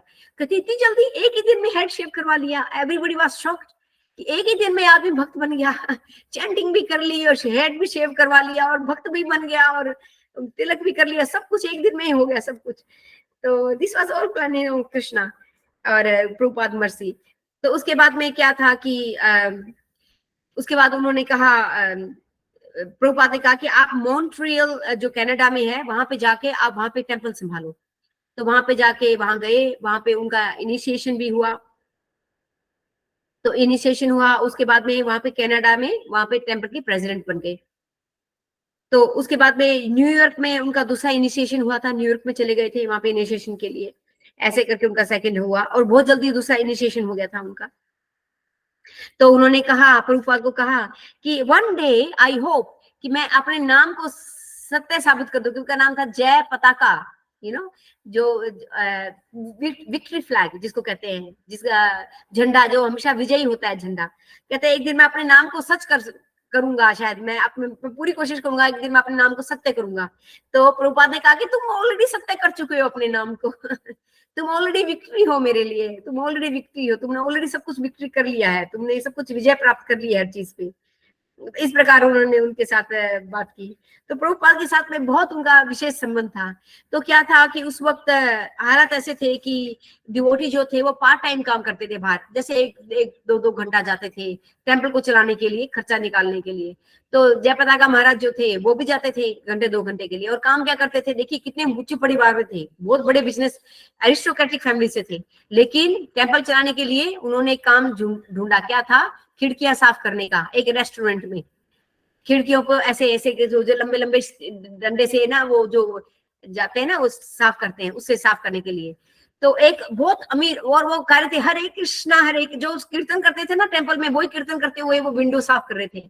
एक बहुत अमीर आदमी आया वहां पे, अमीर आदमी बड़ी कार में उतर के आया, उसने बहुत एक्सपेंसिव घड़ी डाली हुई थी सोने की, तो उसने रोल्स रॉयस डाली हुई थी, आई डोंट नो, तो वो डाली हुई थी। तो उसके बाद में वो उसने जब पास से गुजरा, उसने सोचा ये जो 4th क्लास आदमी, ये 3rd क्लास, ये 4th क्लास ही बोलेंगे ना, ये आदमी जो है ये बड़ा मस्ती में, इसको ये तो एक एक बड़ा टाइम पार्ट टाइम काम कर रहा है, इसको तो थोड़े से पैसे मिलते हैं, मैं इतनी बड़ी गाड़ी में इतना धनी आदमी हूँ और मेरे पे मुस्कान नहीं, चेहरे पे, और ये इतना इतना मुस्कुरा रहा है, ये कौन है भाई, ऐसा क्या है इसमें? तो उन्होंने कहा ए यू, ऐसे करके बोला जब तक ने यस, कहते हैं अरे तुम देखो, देखो मेरे कपड़े देखो, मैं कितना रिच हूँ, मेरे पास कितनी एक्सपेंसिव घड़ी है, मेरी कार कितनी एक्सपेंसिव है, मैं I am so rich, why am I not happy and you are happy? मैं खुश क्यों नहीं और तुम खुश कैसे हो, ये कैसे संभव है? तो उन्होंने कहा कि ये because of Prabhupada, because we are with Krishna, we are serving in temple, we are Prabhupada सिपाही, that's what he said, we are soldiers of Prabhupada. तो उसके बाद में जो वो था, तो वो देखता है, तो ऐसे कि प्रभुपाद जो थे जयप्रकाश महाराज जी, जो भी काम करते थे बड़े खुश होके करते थे, बड़े खुश होके करते थे। और इस प्रकार उन्होंने, वो न्यूयॉर्क में जब रहे तो सेग्रीगेशन हो गया, तो उन्होंने फिर प्रभुपाद को लेटर लिखा। फिर उसके बाद मॉन्ट्रियल में क्या था कि उन्होंने एक दूसरे व्यक्ति थे, वो प्रेसिडेंट बन गए थे, तो उन्होंने फिर लेटर लिखा प्रभुपाद को लेटर में लिखा कि what shell I do now Prabhupada, मेरे लिए क्या सेवा है? तो प्रभुपाद ने कहा, ये 6 अक्टूबर 1968 में प्रभुपाद ने कहा कि मैं प्रेस लगा रहा हूँ, तुम उसे चला सकते हो अच्छी तरह से, तो तुम अपने प्रेस को चलाओ मेरे लिए। तो जयप्रकाश महाराज जी तो थे, वो बीबीटी के वन ऑफ द ट्रस्टीज आज भी हैं बीबीटी के। तो बाद में प्रभुपाद का जब आदेश हुआ तो उन्होंने टोरंटो गए और सेंटर खोला, वो तो बाद में हुआ। उसके बाद में उन्होंने उनको आदेश दिया जयप्रकाश महाराज जी को, कि देखा ये तो वाकई में बहुत सिंसियर है, ये भक्त बहुत सिंसियर है और बहुत अच्छी तरह से काम कर रहे हैं। तो उन्होंने कहा कि मुझे तुम्हारी आवश्यकता है इंडिया में, मुझे तुम्हें मायापुर में, मुझे तुम्हारी आवश्यकता है। तुम पहले कलकत्ता में भेजा उनको, पहले कलकत्ता टेम्पल में गए, तो वहां पे रहे। तो क्या हुआ, जब फ्लाइट में जाने लगे तो जब तक महाराज ऐसे ही नहीं है, डाउन टू अर्थ है, वो कोई भी पैसा अपने ऊपर खर्च नहीं करना चाहते। तो जब फ्लाइट में गए तो ऐसी फ्लाइट ढूंढी जो सबसे कम खर्चे वाली हो, जिसमें 48 घंटे लगे उनको इंडिया पहुंचने में, 48 घंटे, क्योंकि वो टोरंटो से आई थिंक आती है लंदन, हीथ्रो से आई थिंक ब्रुसेल्स, फिर वहां से ऐसे होती होती वो जाती है, कई स्टॉप्स पे रुकती है। तो ऐसे करके उन्होंने बहुत सारे ट्रांजिट फ्लाइट ली, उन्होंने चेंज करते रहे फ्लाइट रास्ते में, और 48 घंटे के बाद पहुंचे हैं वो इंडिया में, सिर्फ पैसा बचाने के लिए कि ये प्रभुपाद का पैसा है, ये गलत वेस्ट ना हो। हमें से कितने लोग हैं जो इतनी सिंसियरिटी रखते हैं कि ये प्रभुपाद का पैसा है, ये टेम्पल का पैसा है, हम इसको मिसयूज ना करें। ये हमें अब जयप्रकाश महाराज जी से सीखना चाहिए कि अपने वो एक पैसा नहीं खर्च करना चाहते थे। उसके बाद में जब जयप्रकाश महाराज जी जब कलकत्ता में आ गए, तो कलकत्ता में वहां पे उन्होंने टेम्पल चलाया, वहां पे प्रेसिडेंट रहे और वहां पे चलाया। वहां पे बंगाली सीखी वहां के लोगों से, और उनको बंगाली सीखी, और बदले में उन्होंने कहा कि तुम मुझे बंगाली सिखाओ, मैं तुम्हें खेती सिखाता हूँ। फिर उसके बाद में फिर मायापुर में, जब मायापुर का प्लेस मिल गया था, जो 2 भक्त भेजे गए थे अपने क्या नाम है उनका, महाराज जी अब चले गए हैं, क्या नाम है उनका, 2 भक्त चले गए थे अमेरिका से जो है, उन्होंने कहा था हम अमेरिकन हैं, हम कुछ भी कर सकते हैं। तो गुरु महाराज ने उनको भेजा था बात करने के लिए, जमीन लेने के लिए मुसलमानों से। तो जैसे तैसे करके उन्होंने बहुत टाइम लगाया, लेकिन जमीन मायापुर की ले ली थी। कदम कानन स्वामी महाराज, ना ना ना ना जिनको ना गोली लगी थी, ना ना ना ना ना, वो महाराज का एक्सीडेंट हो गया था, क्या नाम है उनका, महाराज का कार एक्सीडेंट हो गया था उनका। और बहुत उन्होंने चाइना में भी बहुत प्रीचिंग की थी। भक्ति तीर्थ महाराज माता ji, no no no no, sorry not Bhakti Tirtha, वो तमाल कृष्ण गोस्वामी। यस, तमाल कृष्ण गोस्वामी महाराज। तमाल कृष्ण गोस्वामी महाराज कहा, प्रभुपाद ने कहा how can you do this, वो जमीन तुम्हें मायापुर की जमीन कैसे मिल सकती है, वो मुसलमान नहीं देंगे। कहते हैं Prabhupada you don't know, we are Americans, Americans can do anything, impossible possible कर देते हैं Americans, you give us this responsibility, will do it. वो वहां गए तो उन्होंने वहां पे क्या किया, शुरू में उन्होंने मना कर दिया, धीरे धीरे धीरे धीरे उन्होंने उनके घर में जाके कीर्तन करना शुरू कर दिया, उनके घर में जाना आना जाना शुरू कर दिया, उनके साथ बातचीत। वो कहा ये गोरे लोग तो बड़े अच्छे हैं, ये हमारे साथ भी उठते बैठते हैं। तो गोरे लोगों के लिए वैसे भी उनके क्रेज होता है इंडियंस का ना, चाहे वो मुस्लिम है कोई भी है। तो वो धीरे धीरे उनका मन परिवर्तन हो गया और उन्होंने कहा कि चलो देते हैं, लोग अच्छे हैं, चलो इनको दे देते हैं जमीन। ऐसे करके उन्होंने उनको कन्विंस कर लिया। और वो जब प्रभुपाद जब सोच रहे थे कि ये तो बहुत टाइम, आई थिंक 3 मंथ्स हो गए थे, तो प्रभुपाद ने कहा कि तो पता नहीं क्या होगा, उनको मार दिया, क्या कर दिया, अभी तक वापस नहीं आया। आई थिंक 2-3 मंथ्स हो गए थे, है ना माता जी, ऐसे कुछ था ना, 2 और 3 मंथ्स हो गए थे, something like this. I don't have that accurate. हाँ यस माता तो जी। या तो उसमें उस स्थिति में जब प्रभुपाद बहुत चिंता कर रहे थे, सो नहीं रहे थे, उनको चिंता हो रही थी कि पैसे लूट गए उनके पैसे, क्योंकि उन्होंने ऐसे छुपा के पैसे लेकर गए थे। उन्होंने बता रखा था कि यहाँ पे पिट पॉकेट बहुत है, आपके पैसे निकाल लेंगे लोग। तो पैसे उन्होंने बेल्ट बांध के पैसे लेकर गए थे पेट पे। तो ऐसे करके जब वो सौदा करके आए तो प्रभुपाद वेट कर रहे थे उनका अपने कमरे में। और जैसे ही तमाल कृष्ण गोस्वामी वहां पहुंचे तो उन्होंने कहा we did it Prabhupada. Prabhupada saw so happy. Prabhupada was so happy. Prabhupada said, go and eat prasadam and go rest. We will talk tomorrow. He was so happy. ऐसे करके चले। उसके बाद फिर अपने जयप्रकाश में गुरु महाराज को ड्यूटी दी गई थी कि अब नाउ यू, कलकत्ता में क्या था, जयप्रकाश महाराज जब रह रहे थे तो वहां पे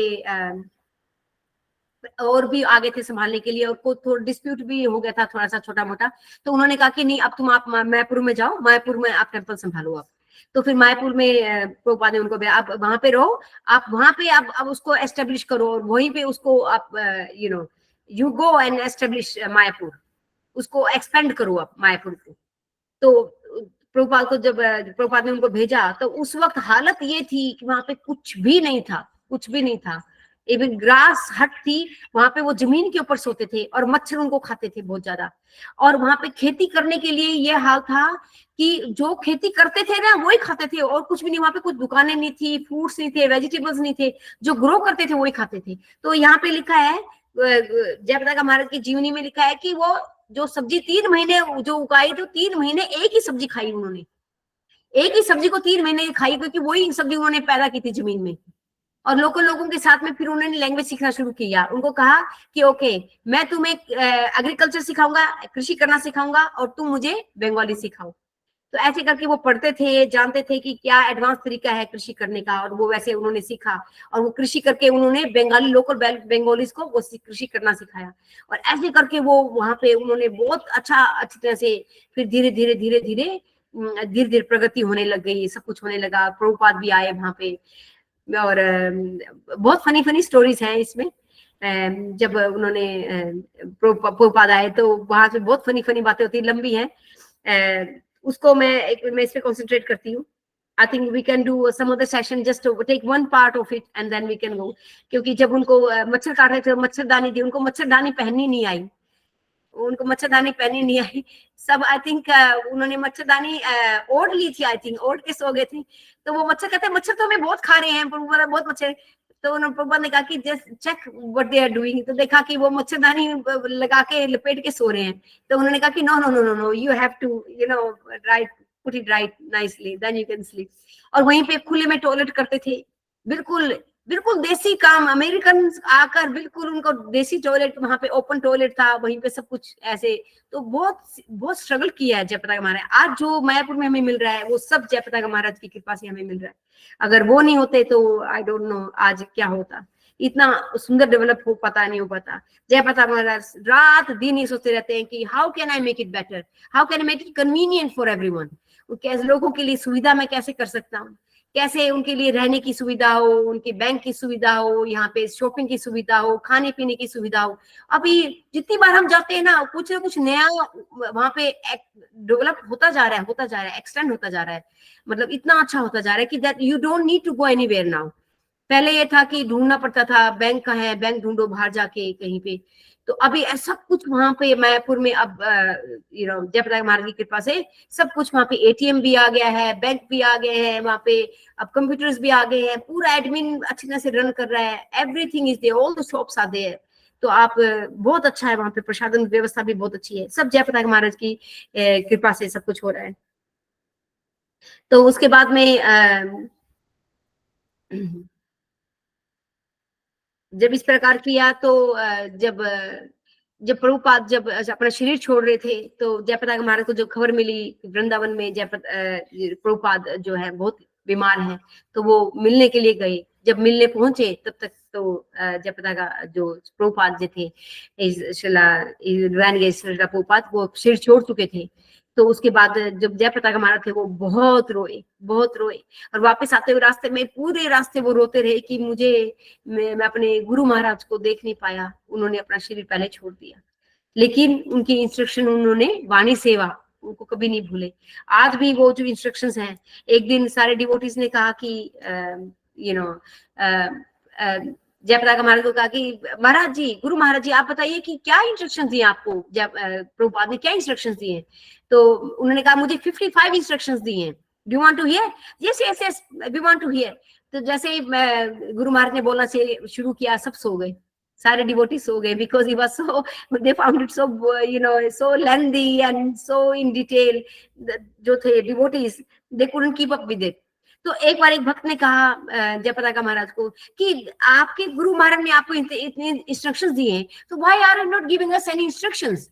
आप हमें क्यों नहीं इंस्ट्रक्शन देते? जयप्रताप महाराज ने कहा कि अगर मैं दूंगा ना तो शायद आप कर नहीं पाएंगे, तो ये अपराध हो जाएगा, इसलिए मैं आप किसी को इंस्ट्रक्शन नहीं देता। जो मैं जो जनरल जो मैं सबके लिए बोल रहा हूँ, just follow that is my instruction. Just जो मैं लेक्चर्स में जो बोलता हूँ, just follow that is my instruction for everyone. Personally एक दो को देते हैं, लेकिन ज्यादातर क्या होता है, अभी जो है हम लोग बद्धजीव हैं, हम उनको फॉलो नहीं कर पाते। लेकिन जयप्रताप महाराज आज भी इतना उनको इतने अटैक हो चुके हैं, इतनी बार शरीर ऑलमोस्ट छोड़ चुके हैं, लेकिन उसके बाद भी वो अभी जाना नहीं चाहते। क्यों? क्योंकि अभी भी कुछ चीजें हैं जो उन्होंने अभी तक नहीं की है और वो उसको पूरा करना चाहते हैं। जितने भी इंस्ट्रक्शंस हैं प्रभुपाद के, वो जब तक पूरे नहीं हो जाते, जयप्रताप महाराज जी, गुरु महाराज जी छोड़ के नहीं जाना चाहते यहाँ से। वो हर कीमत पे बने रहना चाहते हैं। देखो आप कितना डिटर्मिनेशन है, माय गॉड, कितने हम लोग में से कितने लोगों का डिटर्मिनेशन हो सकता है इतना। डॉक्टर्स कहते हैं कि इसी स्थिति में ये इतना चल भी कैसे रहे हैं, ऐसी स्थिति में लोग बेड रिटर्न हो जाते हैं, ऐसी स्थिति में ये इतना घूम फिर रहे हैं। एक बार क्या हुआ था कि उनको ड्रिप लग रही थी, आज एकादशी है तो मुझे याद आ रहा है कि एकादशी का दिन था, उनको ड्रिप लग रही थी। मैं शॉर्ट करती हूँ, आई नो टाइम हो रहा है। तो जब ड्रिप लग रही थी, क्या माता जी बोलो, ते तो पुछियंदी है कुछ नहीं, म्यूट कर लीजिए माता जी, मैं जल्दी फिनिश करती हूँ। तो क्या हुआ कि एक बार उनको ड्रिप लग रही थी, तो उन्होंने एकदम आंखें खोली और कहा महाबरा प्रभु से, उनके जो सर्वेंट है, बोल तो सकते नहीं थे, तो एक एक अक्षर को ऐसे करके, उनके सामने अल्फाबेट्स होते थे, उसको हाथ लगा के ऐसे बोलते हैं वो। तो उनको कहता कि चेक करो कि मेरी ड्रिप में क्या जा रहा है, आज एकादशी है, इस ड्रिप में क्या जा रहा है पता करो। जब पता करा तो पता लगा कि उसमें ग्रेन के कुछ अंश थे। तो उन्होंने कहा कि you are giving me grains on Ekadashi, you are giving me grains. उनको बहुत गुस्सा आया, उन्होंने उसी वक्त उसको बंद करवाया उसको, डोंट गिव मी ग्रेन्स। ऐसा तो ऐसे है। और उस वक्त एक बार क्या हुआ कि आईसीयू में, जैसे अभी रिसेंटली भी रहे हैं और पहले भी, एक बार क्या हुआ था कि सिंगापुर की बात है, जब आईसीयू में थे तो जो 2 सर्वेंट्स थे, तो आईसीयू में नर्स ने कहा कि only one can go inside, not both of you, only one can go with mask. तो महावरा ने कहा कि ठीक है मैं जाता हूँ, पूछता हूँ कि जयप्रताप महाराज जी कैसे हैं। तो उन्होंने उनको जब देखा कि वो बेहोशी के सबकॉन्शियस अनकॉन्शियस थे, जो भी थे, उनको होश आया बाद में। तो देखिए, अगर आप कोई बहुत बीमार है तो आप आंख उठते ही आप खुलेगी तो आप क्या मांगेंगे? नॉर्मली पीपल क्या मांगते हैं? पानी, या यूं कहेंगे कि आई एम नॉट कंफर्टेबल, क्योंकि हॉस्पिटल के बेड कंफर्टेबल नहीं होते। आप देखिए कितने बेड कितने स्टिफ होते हैं कि चादर फिसलती रहती है और इतनी इचिंग हो जाती है स्किन में और बहुत टायर्डनेस महसूस होती है। और जयप्रताप महाराज को जैसे उन्होंने देखा तो जयप्रताप गुरु महाराज को कहा वरापुर ने, what do you want, are you okay? कहता है yes I want something, what do you want? ये क्या, हमने जो पार्थ में हम जा रहे थे वो डिवोटीज का इनिशिएशन नहीं हुआ, तो उन डिवोटीज का क्या होगा? ऐसे अल्फाबेट में करके समझा रहे हैं कि I am worried about those devotees जिनका इनिशिएशन करने हम जा रहे थे। I have to come ICU, what will happen to those devotees, उनका इनिशिएशन कैसे होगा? सोचो, महावरा प्रभु was shocked, he was thinking my god, he is in ICU, he was few hours ago he was dying. He had just saved from death and now he is not thinking about his own health. He is saying वो मर रहे हैं और वो ये नहीं कह रहे कि भाई मैं मेरे को पानी चाहिए, मैं कंफर्टेबल नहीं, मुझे बिठाओ या जो भी है, डॉक्टर को बुलाओ, नर्स को बुलाओ, या मुझे दर्द है। नो, वो कह रहे हैं कि डिवोटीज का इनिशिएशन नहीं हुआ, इनका क्या होगा। एक बार ऐसी स्थिति थी कि जब तक महाराज की स्थिति बोलने की भी नहीं थी बिल्कुल, उसके बाद उन्होंने कहा कि अल्फाबेट्स लेकर आओ जल्दी से। उन्होंने कहा कि ये जो नर्स आई है, ऐसे करके हाथ करके बोला, इसको जल्दी से हरे कृष्णा महामंत्र का जाप दो और इसको चैंटिंग बीट्स दो, इसको चैंटिंग करवाओ इसको। ऐसी स्थिति में सारे डिवोटीज कह रहे what is Guru Maharaj is like. उनको अपना खुद का होश नहीं है, he can't even speak, he can't even sit down, बैठ भी नहीं सकते हैं। और वो कह रहे हैं कि इस नर्स को हरे कृष्णा महामंत्र का जाप, इसको बीट्स दो। उनको हरे कृष्णा महामंत्र का जाप दिया, उसको बीट्स दिया, उसको बताया कि कैसे करना है, तो वो कहते ठीक है। फिर डॉक्टर आए, डॉक्टर को भी दिया। जितने भी लोगों ने उन्हें सर्विस की, सभी को हरे कृष्णा महामंत्र का उन्होंने जाप करवाया। और जो फ्लाई कर रहे थे, जितनी एयर होस्टेस थी, उसको भी उन्होंने अपने बुक्स दी, वहां पे बुक डिस्ट्रीब्यूशन किया और उनको चैंटिंग बीट्स दिए। ऐसे थे। एक बार क्या हुआ कि एक और एयर होस्टेस थी, तो एयर होस्टेस वो मलेशिया जा रहे थे, आई थिंक ऐसे कुछ था, और उसके बाद में वो दोबारा मिली उनको, जब सेकंड ट्रिप में गए तो वो सेम एयर होस्टेस थी वहां पे। तो एयर होस्टेस मिली तो she became very happy, Guru Maharaj को देख के बहुत खुशी। कहती है मैं आपका इंतजार कर रही थी, आपको कब मिलूंगी दोबारा। कहती है कि आपने जो पिछली बार मेरी माँ को जो बुक दी थी, मेरी माँ को सपने में कृष्ण जी आए थे, उनके सपने में, कहते हैं आपकी वजह से। और कहते हैं मैं तब से आपको ढूंढ रही थी कि मैं आपके दोबारा दर्शन कब करूंगी। कहते हैं कि please you know I want to take shelter from you.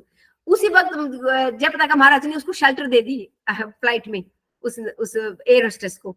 ऐसे हैं जयप्रदा महाराज, चलते चलते लोगों को इनिशिएशन दे रहे हैं, चलते चलते लोगों को नाम दे रहे हैं। वो कहते हैं कि यू नो मैं इसी काम के लिए आया हूँ, ये मेरी प्रायोरिटी है। कहते हैं मैं 24 घंटे ये सोचता रहता हूँ कि मैं इन बद्ध जीवों को कैसे बचाऊं, मैं सबका कल्याण कैसे करूं, मैं यही सोचता रहता हूँ।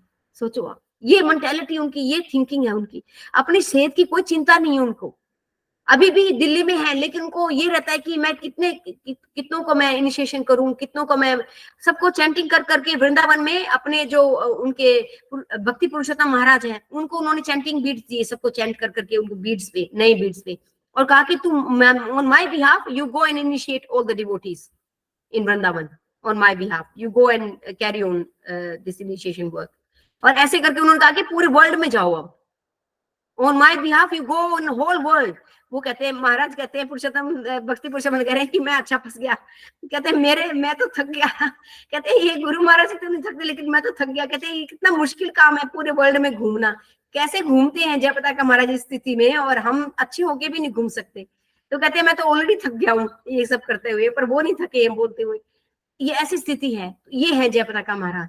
तो देखिए डिटेल में तो बहुत लंबी स्टोरी थी, तो मैं actually I am just saying main things कि एक जो आचार्य है उसके अंदर इतने दया भाव होता है, जैसे जैसे प्रभुपाद के अंदर इतना दया भाव था कि एक चींटी को देख के कहते थे कि इसके लिए भी चैंटिंग करो, इस कीड़ी के लिए भी, एंड्स के लिए चैंटिंग करो, पेड्स के लिए चैंटिंग करो, बर्ड्स के लिए चैंटिंग करो, सब जीवों के लिए चैंटिंग करो। ये था, ऐसे चैतन्य महाप्रभु थे। ये जितने भी आचार्य गण हैं हमारे, जितने भी हमारी परंपरा में है, इनमें इतने दया भाव है, इतने दया भाव है कि इनका जो ये पूरे इनका शरीर ही मुझे लगता है दया से ही बना हुआ है, कि इनके में इतना दया भाव है, इनके कहीं भी इनके दिल में कोई डिस्क्रिमिनेशन नहीं है किसी के लिए, इतना प्रेम है, इतना ज्यादा प्रेम है।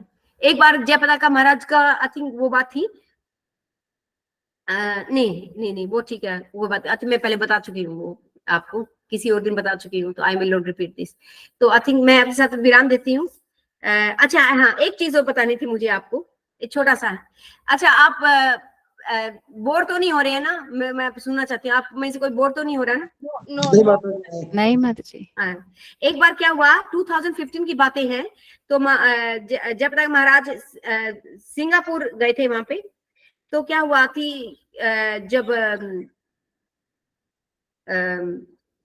हाँ सिंगापुर गए थे, तो क्या हुआ कि जब उनकी स्थिति काफी खराब थी और उनको डॉक्टर ने बता रखा था कि आपको 35 to 45 डिग्री एंगल में सोना है, उस डिग्री में सोना है। तो वो किसी किसी के घर में उनका अरेंजमेंट हुआ था। आई थिंक कोई पुण्य श्लोक प्रभु है, आपको जानता होगा तो पता नहीं, सिंगापुर में उनके घर में रुके थे, उनका बड़ा घर था। तो उन्होंने बड़ा नया बेड बनवाया, नया कमरा पूरा तैयार करवाया जयपताका महाराज जी के लिए। और वो करवा के जब उनको लिटाया, उनको रात को, क्योंकि वो रात को पहुंचे थे 12 बजे, तो बाद में 12 बजे पहुंचा के उनको बेड पे लिटाया, तो देखा कि जो मैट्रेस था उसमें सिंक हो रहे थे जयपताका महाराज, और हैवी बॉडी है उनकी, तो वो सिंक हो रहे थे। तो वो उसमें जो एंगल बनना चाहिए था 35 से 45 डिग्री का एंगल, वो बन नहीं रहा था। तो वो उसमें बोले कि मैं तो इसमें सिंक हो रहा हूँ, तो इसमें तो ये तो ठीक नहीं है, इसमें तो हेल्थ खराब हो जाएगी। तो उन्होंने कहा कि अच्छा ठीक है, जयपताका महाराज को दोबारा व्हील चेयर पे बिठाओ और ये मैट्रेस देखो कौन सा मैट्रेस बेटर है, वो मैट्रेस बिछाओ। तो ऐसे करके क्या हुआ कि 12 बजे की बात है, सुबह 3 बज गए। ऐसे करते करते मैट्रेस ट्राई कर रहे थे, और जो जो जो सर्वेंट्स थे वो मैट्रेस पे कूद कूद के चढ़ के लेट के देख रहे थे कि ये मैट्रेस सॉफ्ट है या हार्ड है। तो ऐसे सारे वो कूद कूद के हर एक मैट्रेस चेक कर रहे थे, और वो चेक करते करते करते 3 बज गए होंगे, क्योंकि वो कोई मैट्रेस उनको सही सूटेबल नहीं मिल रहा था। तो उसके बाद में जब 3 बज गए, तो जब तक महाराज मूड अलग हो गया, उनका मूड बिल्कुल अलग था। वो बड़े जोली मूड में थे, और वो चैतन्य महाप्रभु का मध्य लीला 11.224 में, जिसमें वेद कीर्तन लीला है, वो उन्होंने एक्सप्लेन करना शुरू कर दिया कि कैसे चैतन्य महाप्रभु मंदिर में गए और मंदिर के पीछे पिछवाड़े में जाके वहां पे कीर्तन करने लगे, और उनकी सारी पार्टीज उनके पास में, और रात के वक्त वो कीर्तन कर रहे हैं बिल्कुल, और वो एक्सप्लेन करने लगे वो पास टाइम चैतन्य महाप्रभु का। अब डिवोटीज आप जानते हैं 3 बजे डिवोटीज का क्या हाल होता है। तो सारे डिवोटीज कहते हैं जयपताका महाराज जी प्लीज आप सो जाओ, आप सो जाओ, देखो 3 बजे। जयपताका महाराज जी को, जो गुरु महाराज जी को गुस्सा आ गया, कहते हैं क्या क्या ये bed bed bed bed bed, जब से बेड लगा रखा है 12 बजे से बेड बेड बेड कर रहे हो, ये बेड कॉन्शियसनेस, आप लोगों की चेतना, ये बिस्तर की चेतना पे तुम सोते हो, ये मुझे तुम बिस्तर की चेतना पे सुलाना चाहते हो। मैं कृष्ण की चेतना में सोना चाहता हूँ, मैं चैतन्य महाप्रभु की चेतना में सोना चाहता हूँ, मैं बिस्तर की चेतना में नहीं सोना चाहता हूँ। बेड बेड बेड, और फिर फर्स्ट टाइम पूरा सुनाया, सबको सुनना पड़ा। उसके बाद जयपताका हमारा खुश होके फिर उसके बाद मेरे बेड पे थोड़ी देर लेटे। तो ये उनकी कॉन्शियसनेस है, वो उसको बिल्कुल भी स्वीकार नहीं कर रहे थे। एक बार क्या हुआ था कि एक बार साउथ अफ्रीका की बात है, आई थिंक साउथ अफ्रीका में गए थे, और वहां पे क्या हुआ था कि हाईवे में जा रहे थे, और हाईवे में जाते हुए क्या हुआ कि अचानक एक्सीडेंट हो गया कार का, जयपताका महाराज जी का।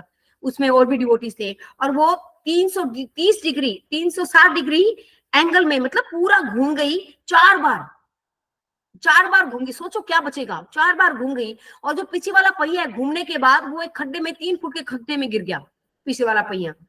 और सारे डिवोटीज नरसिंह देव कर रहे हैं, हरे कृष्णा नरसिंह देव बचाओ, नरसिंह देव बचाओ। जयपताका महाराज जी ने एक शब्द नहीं बोला। उसके बाद में सब बैठे रहे, और जयपताका महाराज क्या कहते हैं, you know, give me that roti and that paneer sabji, I am hungry। सारे कह रहे हैं यहाँ पे एक्सीडेंट हो गया है, जयपताका महाराज जी को कोई चिंता नहीं है, वो आराम से कह रहे हैं कि मुझे रोटी सब्जी लेकर आओ, I just want to eat, I am hungry, और आराम से खा रहे हैं। और उसके बाद में उन्होंने कुछ नहीं कहा, और उसके बाद में 15 मिनट के अंदर वहां पे स्थिति ऐसी है कि जैसे इन्फॉर्म किया वहां पे, उसी वक्त में वो क्या बोलते हैं उनको, जो रिकवरी, जो टो ट्रक्स होते हैं ना, टो ट्रक्स आ गए वहां पे, रिकवरी जो व्हीकल्स है, वो रिकवरी जो आते हैं वहां पे, सर्विसेज है, रिकवरी सर्विसेज आ गई वहां पे। उन्होंने फटाफट आके खड्डे से बाहर निकाला कार को, और उसको जो उनका टायर भी पंचर हो गया था, वो टायर भी अच्छा हाँ टायर पंचर हो गया था, इसकी वजह से वो 360 डिग्री 4 बार घूमी, तो टायर तो पंचर था, वो टायर को ठीक किया, और ऐसे करके वो कार बिल्कुल ठीक की। और फिर गुरु महाराज जी को सबने ऐसे पूछा कि भाई आप इतने आराम से शांत भाव से बैठे हो, आपको जैसे कुछ हुआ ही ना हो। Everything is Krishna's will, you know, सब कुछ कृष्णा की मर्जी से होता है। तो वो हर चीज को कृष्ण की इच्छा समझ के, और हम लोग क्या करते हैं, वेयर आर यू कृष्णा, मेरे साथ ऐसा हो गया, कृष्णा आप कहाँ थे, ये प्रभुपाद क्या है, मैं किसी को नहीं मानता, सब झूठ है, सब झूठ है, कोई किसी का नहीं है, कोई रक्षा नहीं करता, भगवान कुछ नहीं है। हम लोग एक सेकंड में फेथलेस हो जाते हैं, एक सेकंड में, उस वक्त भगवान में हमारा विश्वास टूट जाता है। और ये है, लेकिन वो कुछ नहीं बोले। एक बार क्या हुआ थी, एयरपोर्ट पे थे, I think I heard this, I am not really sure, एक ट्रॉली थी, ट्रॉली एक्चुअली ब्रेक ना लगाओ तो ट्रॉली चलती है, कई बार जब स्लोपी होता है ना तो ट्रॉली चलती है। तो जयपताका महाराज अपनी व्हील चेयर पे बैठे हुए थे, और ट्रॉली एक बड़ी स्पीड से ट्रॉली उनकी तरफ आ रही थी, बड़ी स्पीड से एयरपोर्ट पे। और जब एयरपोर्ट पर आए थे तो सारे सर्वेंट जो थे वो सामान के साथ लगे हुए थे, वो मतलब वो दूर थे थोड़े व्हील चेयर से, और वो उनको समझ भी नहीं आ रहा था हम क्या करें। कई बार स्थिति ऐसी हो जाती है कि एकदम लास्ट मिनट में, last spur of the moment पता नहीं होता क्या करें। तो उसको बाद सारे बोले ओ माय गॉड क्या करें। और जयप्रताप महाराज की तरफ देख रहे, और जयप्रताप महाराज इतने शांत बैठे, एकदम शांत। ये होता है जो भगवान, ये आचार्य ऐसे होते हैं हमारे गौड़ीय संप्रदाय के आचार्य। आप बताइए कि आपने ऐसे आचार्य कहीं देखे? वो ऐसे बैठे हैं जैसे कुछ हुआ ही नहीं है, ऐसे आराम से बैठे हैं, कुछ नहीं। और जैसे ट्रॉली पास है अपने आप रुक गई उनके पास। आप विश्वास करेंगे, everything happens by the will of Krishna. एक पत्ता भी भगवान की मर्जी के बिना नहीं हिल सकता। अगर हम इस बात पे पक्का विश्वास करेंगे ना, तो हमें देखेंगे कि हमारे जीवन में कोई घटना कैसे हो रही हो तो कैसे बदल सकती है। Everything happen by the will of Krishna. ये हमें अब पूरा विश्वास होना चाहिए कि जो हो रहा है भगवान की मर्जी से हो रहा है। जो विषम परिस्थितियां आ रही है हमारे जीवन में, वो भी भगवान की कृपा से आ रही है, क्योंकि इसमें हमारी भलाई है, इससे हमारी भक्ति बढ़ेगी। ये हमारी भलाई के लिए ऐसा हो रहा है। क्योंकि जब हम उस स्थिति से बाहर निकल के बाद जब हम पीछे मुड़ के देखते हैं ना, व्हेन वी लुक बैक, तो हमें रियलाइज होता है कि अगर ये स्थिति नहीं होती ना, तो आज मैं इतना अच्छा मैं भक्ति नहीं कर पाती, या मैं इतना अच्छा भक्त नहीं बन पाता। इस स्थिति ने मुझे अच्छा भक्त बनाया, मुझे दृढ़ किया है मेरे विश्वास में।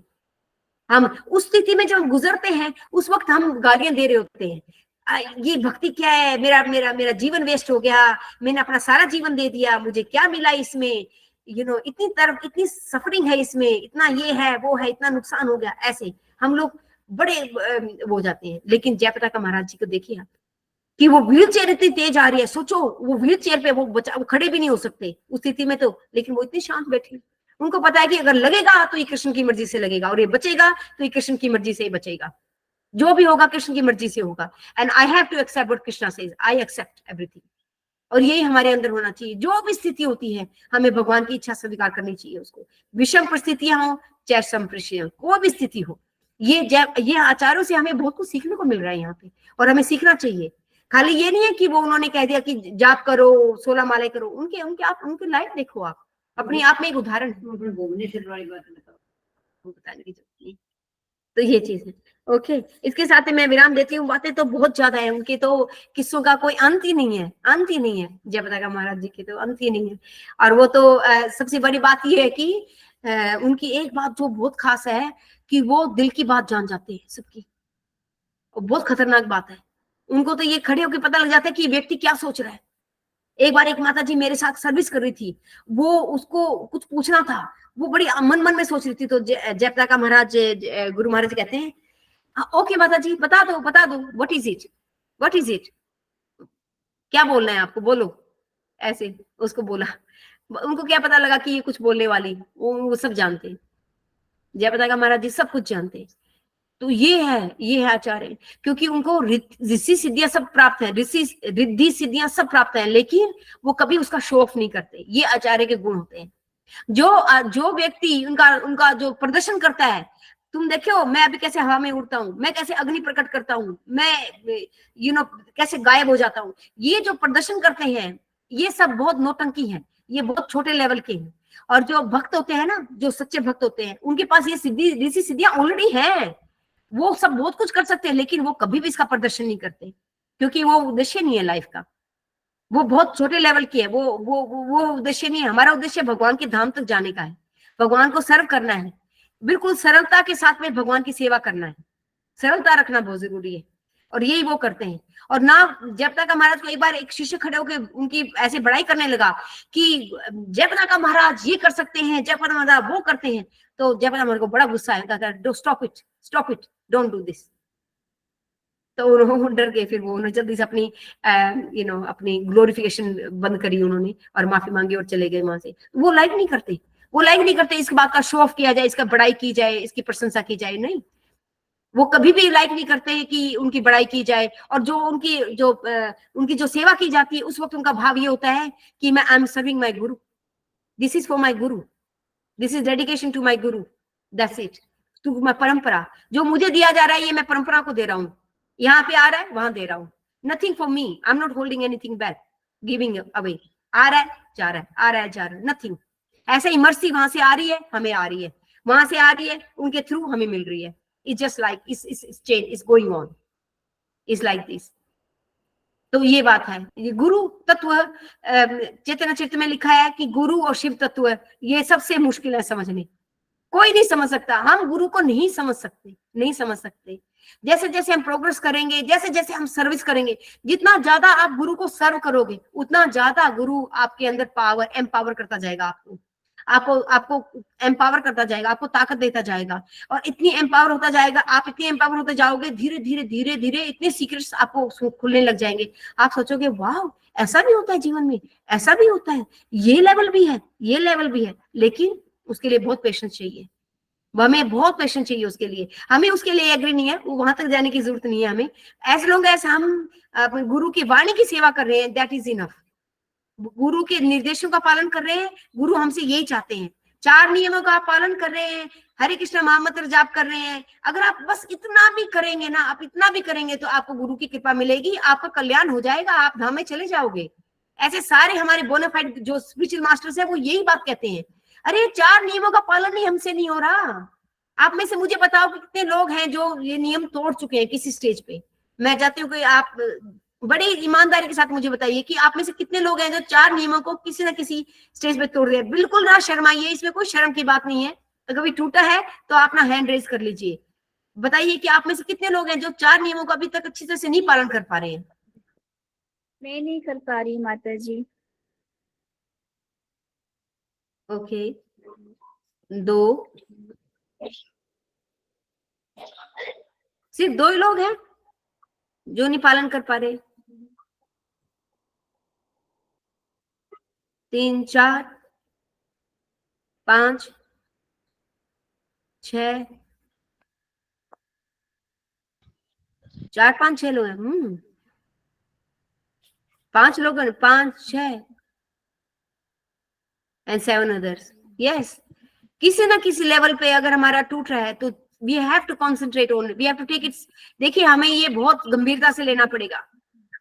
हम जो हमारे कर्म कर रहे हैं ना, ये जो खासकर जो लोग इनिशिएटेड है ना, ये समझ, देखिए आप समझिए, आपका जीवन आपका नहीं है, ये हमारा जीवन अब हमारा नहीं है, ये हमारा जीवन अब गुरु के लिए है। आप अच्छा करोगे तो इसका बेनिफिट गुरु को मिलेगा, आप बुरा करोगे इसका नुकसान गुरु को होगा, आपको कुछ नहीं होगा, आपको कुछ नहीं होगा इतना, इसका रिएक्शन गुरु को ज्यादा होगा। तो प्लीज ये हमें बहुत सावधानी से करना पड़ेगा। जो इनिशिएशन लेना चाहते हैं उनको ये ध्यान रखना पड़ेगा कि जो हमारी गलतियां होंगी उसका सारा हर्जाना हमें गुरु को भरना पड़ेगा, गुरु को सफर करना पड़ेगा। आज जो गोपाल कृष्ण गोस्वामी महाराज की जो हालत है, जो जयप्रदा महाराज जी की हालत है, वो ऐसे ही नहीं है, वो ऐसे नहीं है। एक बार एक पत्रकार ने बॉम्बे में पूछा, अरे ये आपकी हालत ऐसी कैसे, आप तो गुरु हैं, आप में तो इतनी इतनी ताकत है, इतनी पोटेंसी है, तो आप व्हील चेयर पे कैसे हैं? एक संसारिक व्यक्ति को आदमी क्या बता सकता है? बताइए आप मुझे, एक पत्रकार जो संसारिक है उसको आप क्या आध्यात्मिक शिक्षा कैसे दे सकते हो?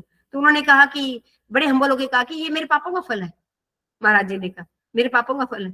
अब उनको क्या बताएंगे कि मेरे डिवोटीज के पापों का फल है, यूं कहेंगे? क्या वो समझेगा पत्रकार? नहीं समझेगा। तो ये हम्बलनेस है। अब वो अगर वो ये सोच रहा है कि ये महाराज जो कह रहे सच कह रहे हैं, तो वो अपराध कर रहा है, उसको अपराध लग रहा है।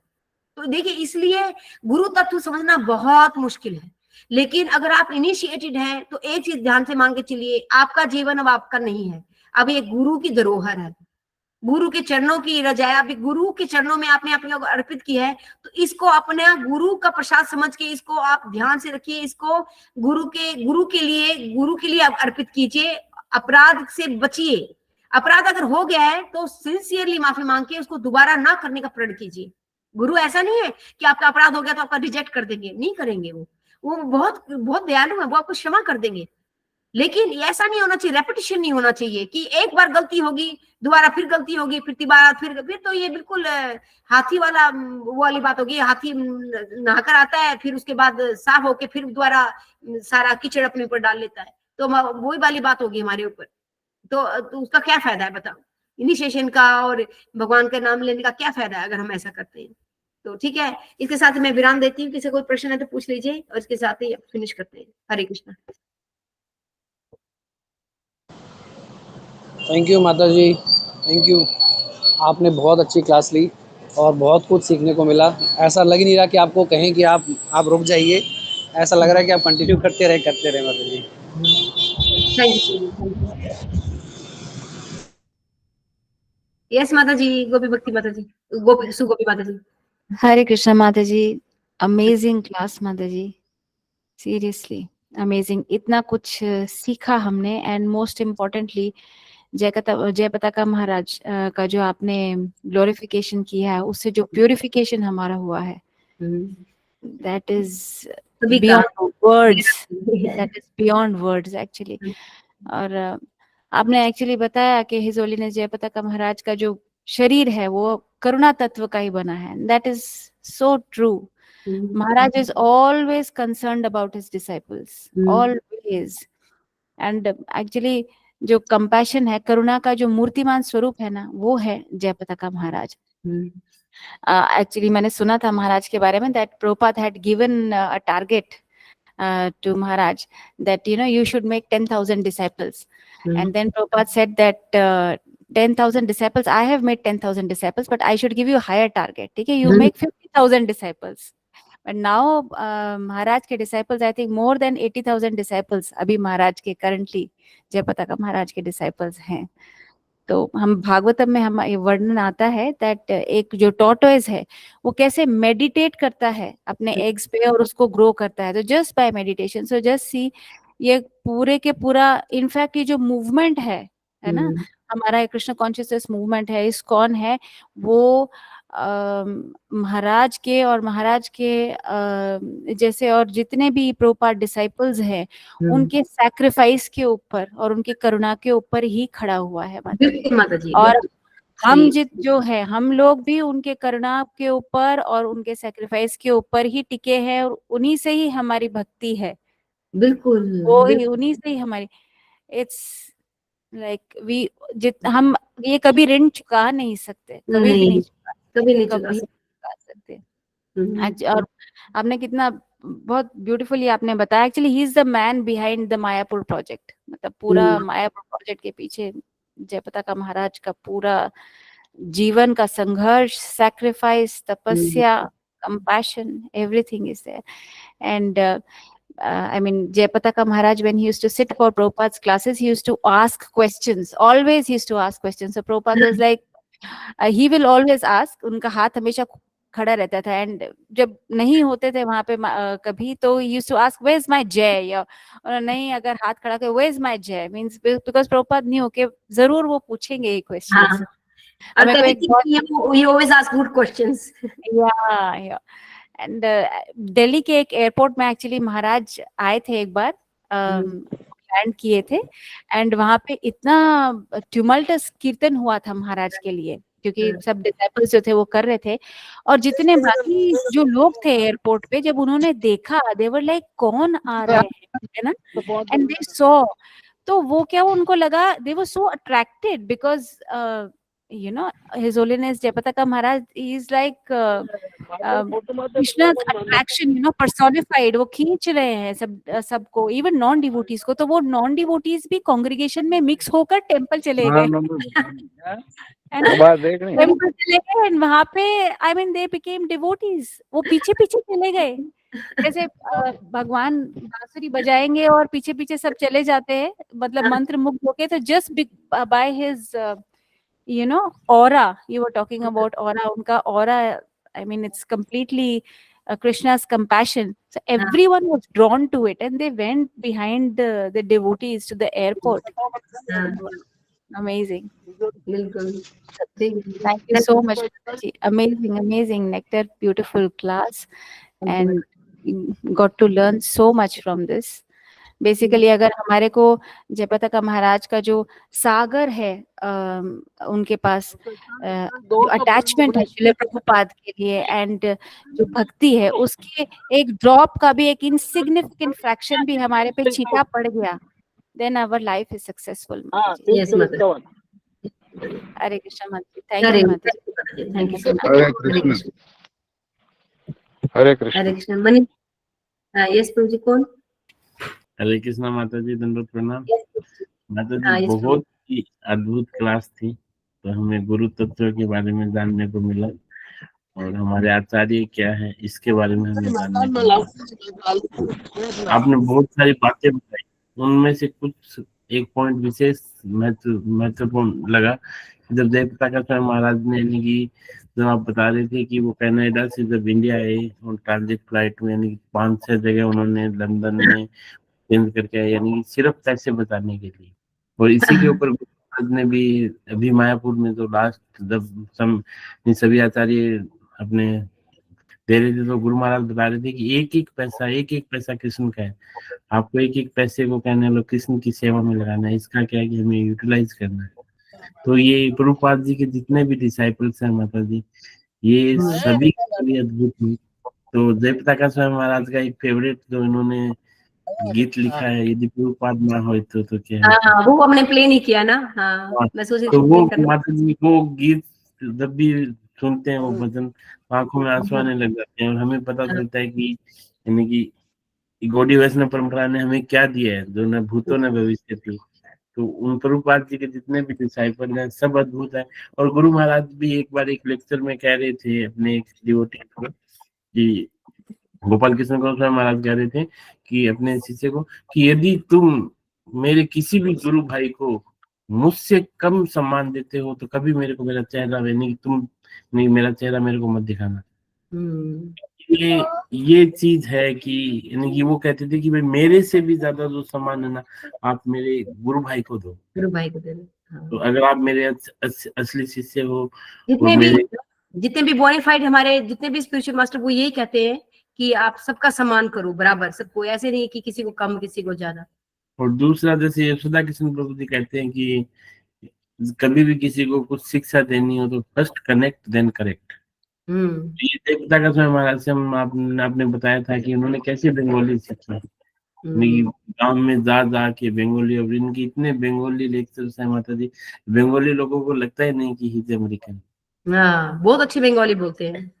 हाँ, तो यानी कि उन्होंने बंगाली अपने खून के अंदर डाली, इनके एसेंट से भी नहीं लगता कि ये अमेरिकन है। अभी बंगाली में जब इनके लेक्चर सुनते हैं तो ये तो दूसरा फिर इन्होंने जैसे भारतीय नागरिकता ली और वो भी इन्होंने इतनी जल्दी ग्रोथ किया, यानी कि हमें भी ये सीखना चाहिए कि जो चीज हमें अच्छे से मिल रही है और जब एकदम क्रिस्टल क्लियर हो गए तो उसमें देरी नहीं करनी चाहिए। ऐसे उन्होंने 1949 में इनका जन्म हुआ और आपने बताया कि 1968 ऑलमोस्ट 18 to 19 ईयर तो उन्होंने डिसीजन लिया और पहले दिन आपने बताया कि सिर मुंडवा लिया। तो ये है कि हमें भी अगर कई बार होता है कि कई बार भक्त होता है कहते हैं कि चीजें तो अच्छी है, समझ में भी आ रही है, लेकिन अभी इतनी जल्दी नहीं, अभी बुढ़ापा आने दो। बिल्कुल हमें हमारे आचार्यों से सीखने चाहिए कि जब अच्छी चीज मिल जाए ना तो यानी कि राम जी ने भी कहा था, रावण की भी एक इच्छा, रावण ने भी बोला था लक्ष्मण को कि भाई मेरे अंदर इतनी क्षमता थी कि मैं धरती से स्वर्ग तक यानी कि सीढ़ी लगा सकता हूँ, मेरे पास साधन थे, संपन्न थे, मैन पावर थी, सब कुछ था, लेकिन मैं टालता गया। तो हमारे लोग हमें ये सिखाते हैं कि जब चीजें हमें पता चल जाए तो इसको कभी टालना नहीं चाहिए, इसको जितना जल्दी कर उतना सही है। और लास्ट मतलब जी जब हम इस बार मायापुर गए थे तो वहाँ सुबह सुबह हमारे हर मंदिर में ही अनाउंसमेंट होते हैं कि कितने बुक वितरण हुई, तो मैराथन मंथ चल रहा था। तो माता जी उस समय मैराथन मंथ में देवता का स्वामी महाराज का स्वास्थ्य भी अच्छा नहीं था, लेकिन उनका अनाउंसमेंट में आया कि 553 बुक्स डिस्ट्रीब्यूटेड बाय देवता का स्वामी महाराज। ये आचार्य माता जी इतने अस्वस्थ अवस्था के अंदर भी, इस अवस्था में भी यानी कि बुक डिस्ट्रीब्यूट को यानी इतनी इंपॉर्टेंस देते हैं, चाहे वो फोन कॉल के थ्रू करे चाहे कैसे भी करे, ये अभी भी यानी बुक डिस्ट्रीब्यूशन को प्रायोरिटी देते हैं। ये नहीं किसी से बोलते थे, अपने personal efforts, they are putting their personal efforts also. उन्होंने प्रभुपाद ने कहा था 10,000 big books and 1 lakh small books every month. हाँ, वो अभी भी प्रयास करते हैं मतलब चाहे कैसी भी अवस्था। और एक लास्ट देवता का स्वामी महाराज अभी जब रोहिणी में यानी कि राधा पार्थसारथी मंदिर में आए तो उन्होंने लेक्चर दिया था दोपहर को 1 बजे। तो वो बता रहे थे कि इस उम्र में भी ना मैं दोबारा से भक्ति शास्त्री व्यक्ति वैभव करता हूँ। तो हमें ये सिखाते हैं कि आप चाहे उम्र कोई भी हो, अवस्था कोई भी हो, आप कहने मतलब सीखने के लिए क्या रहना चाहिए, आपको ललायत रहना चाहिए। ये नहीं होता कि भाई अभी नहीं सीखना। तो ये महाराज लोग, आचार्य लोगों से, अब जैसे आप सभी बता रहे हो इतने कृपालु है, तो इनका तो एक बूंद ड्रॉप भी हमारे पड़ जाए तो हमारा कल्याण हो जाए। बिल्कुल हरे कृष्ण माता जी, वंडरफुल क्लास इतना माता कुछ जी। है कहने के लिए, इतना कुछ है, मतलब उनकी अपने आप में everything he does is a pass time. अपने आप में बहुत वैल्यूबल उनके मूवमेंट्स है, हर मूवमेंट उनका बहुत वैल्यूबल है। तो उनकी बहुत बातें हैं, पर we can't cover everything in this one, we have to. तो कोई और भक्त कुछ ऐड करना चाह रहा है? सीता लीला माता जी काफी सीनियर डिवोटीज है, ब्राह्मण दीक्षित हैं माता जी। सीता लीला माता जी, आप कुछ कहना चाह रहे हो? संगीता मालवीय नाम से जुड़ते हैं माता जी। हरे कृष्णा हाँ, माता जी, बहुत ही अच्छा क्लास लिया और काफी कुछ पता पड़ा, एक नई काफी बातें पता पड़ी। थैंक यू माता जी। गुरु महाराज के लिए यही प्रार्थना करते हैं कि वो अच्छा स्वास्थ्य प्राप्त करें और आगे से आगे हम लोग को राह दिखाते रहें। बस आप भी ब्लेसिंग दीजिए कि हम सभी एक दूसरे को, हमें ब्लेसिंग करनी चाहिए सभी डिवोटीज को, कि हम जितने भी हैं यहाँ पे जुड़े हुए हैं और भी है, सभी भक्त जो है अच्छी तरह से सर्व कर सकें गुरु महाराज को, इस परंपरा को अच्छी तरह से सर्व कर सकें। जी माता जी। और अच्छी तरह से प्रचार कर सके, जो उनकी इच्छाएं वो हम पूरी कर सके, हमारे आचार्य गुरुओं की जो इच्छाएं हैं वो उनको हम फुलफिल कर सके, उनको प्रसन्नता दे सके, है ना। जी बिल्कुल। हरे कृष्ण। हरे कृष्ण। चलो इसके साथ फिर बार महामंत्र करके फिनिश करते हैं। हरे कृष्ण।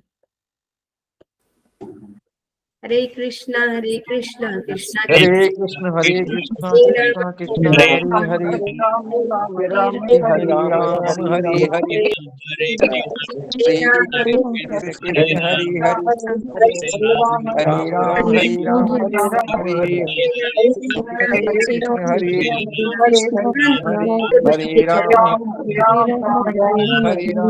राम हरे हरे। हरे होलीनेस जय प्रकाश स्वामी महाराज 75 व्यासपदा महोत्सव की जय। जय। आप अगर आपके पास 5 मिनट है तो एक भजन शेयर कर रहा हूँ मैं, और जो जय प्रकाश स्वामी महाराज ने लिखा था वो काफी सुंदर भजन,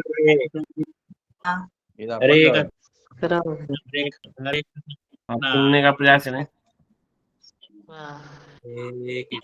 बिंदास रोल ऑन कर, वैक्सिंग शेविंग यानी डैमेज टर्नआउट्स।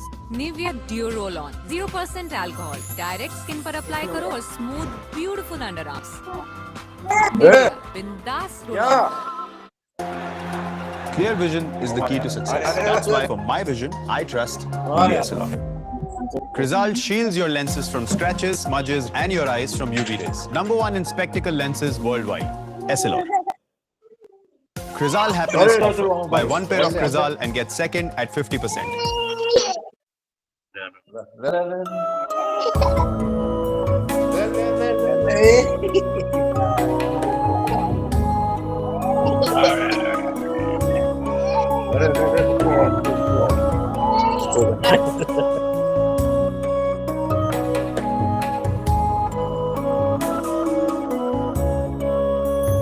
यदि प्रभुपाद होइतो तबे की होइतो ए जीवन बाहित किसे।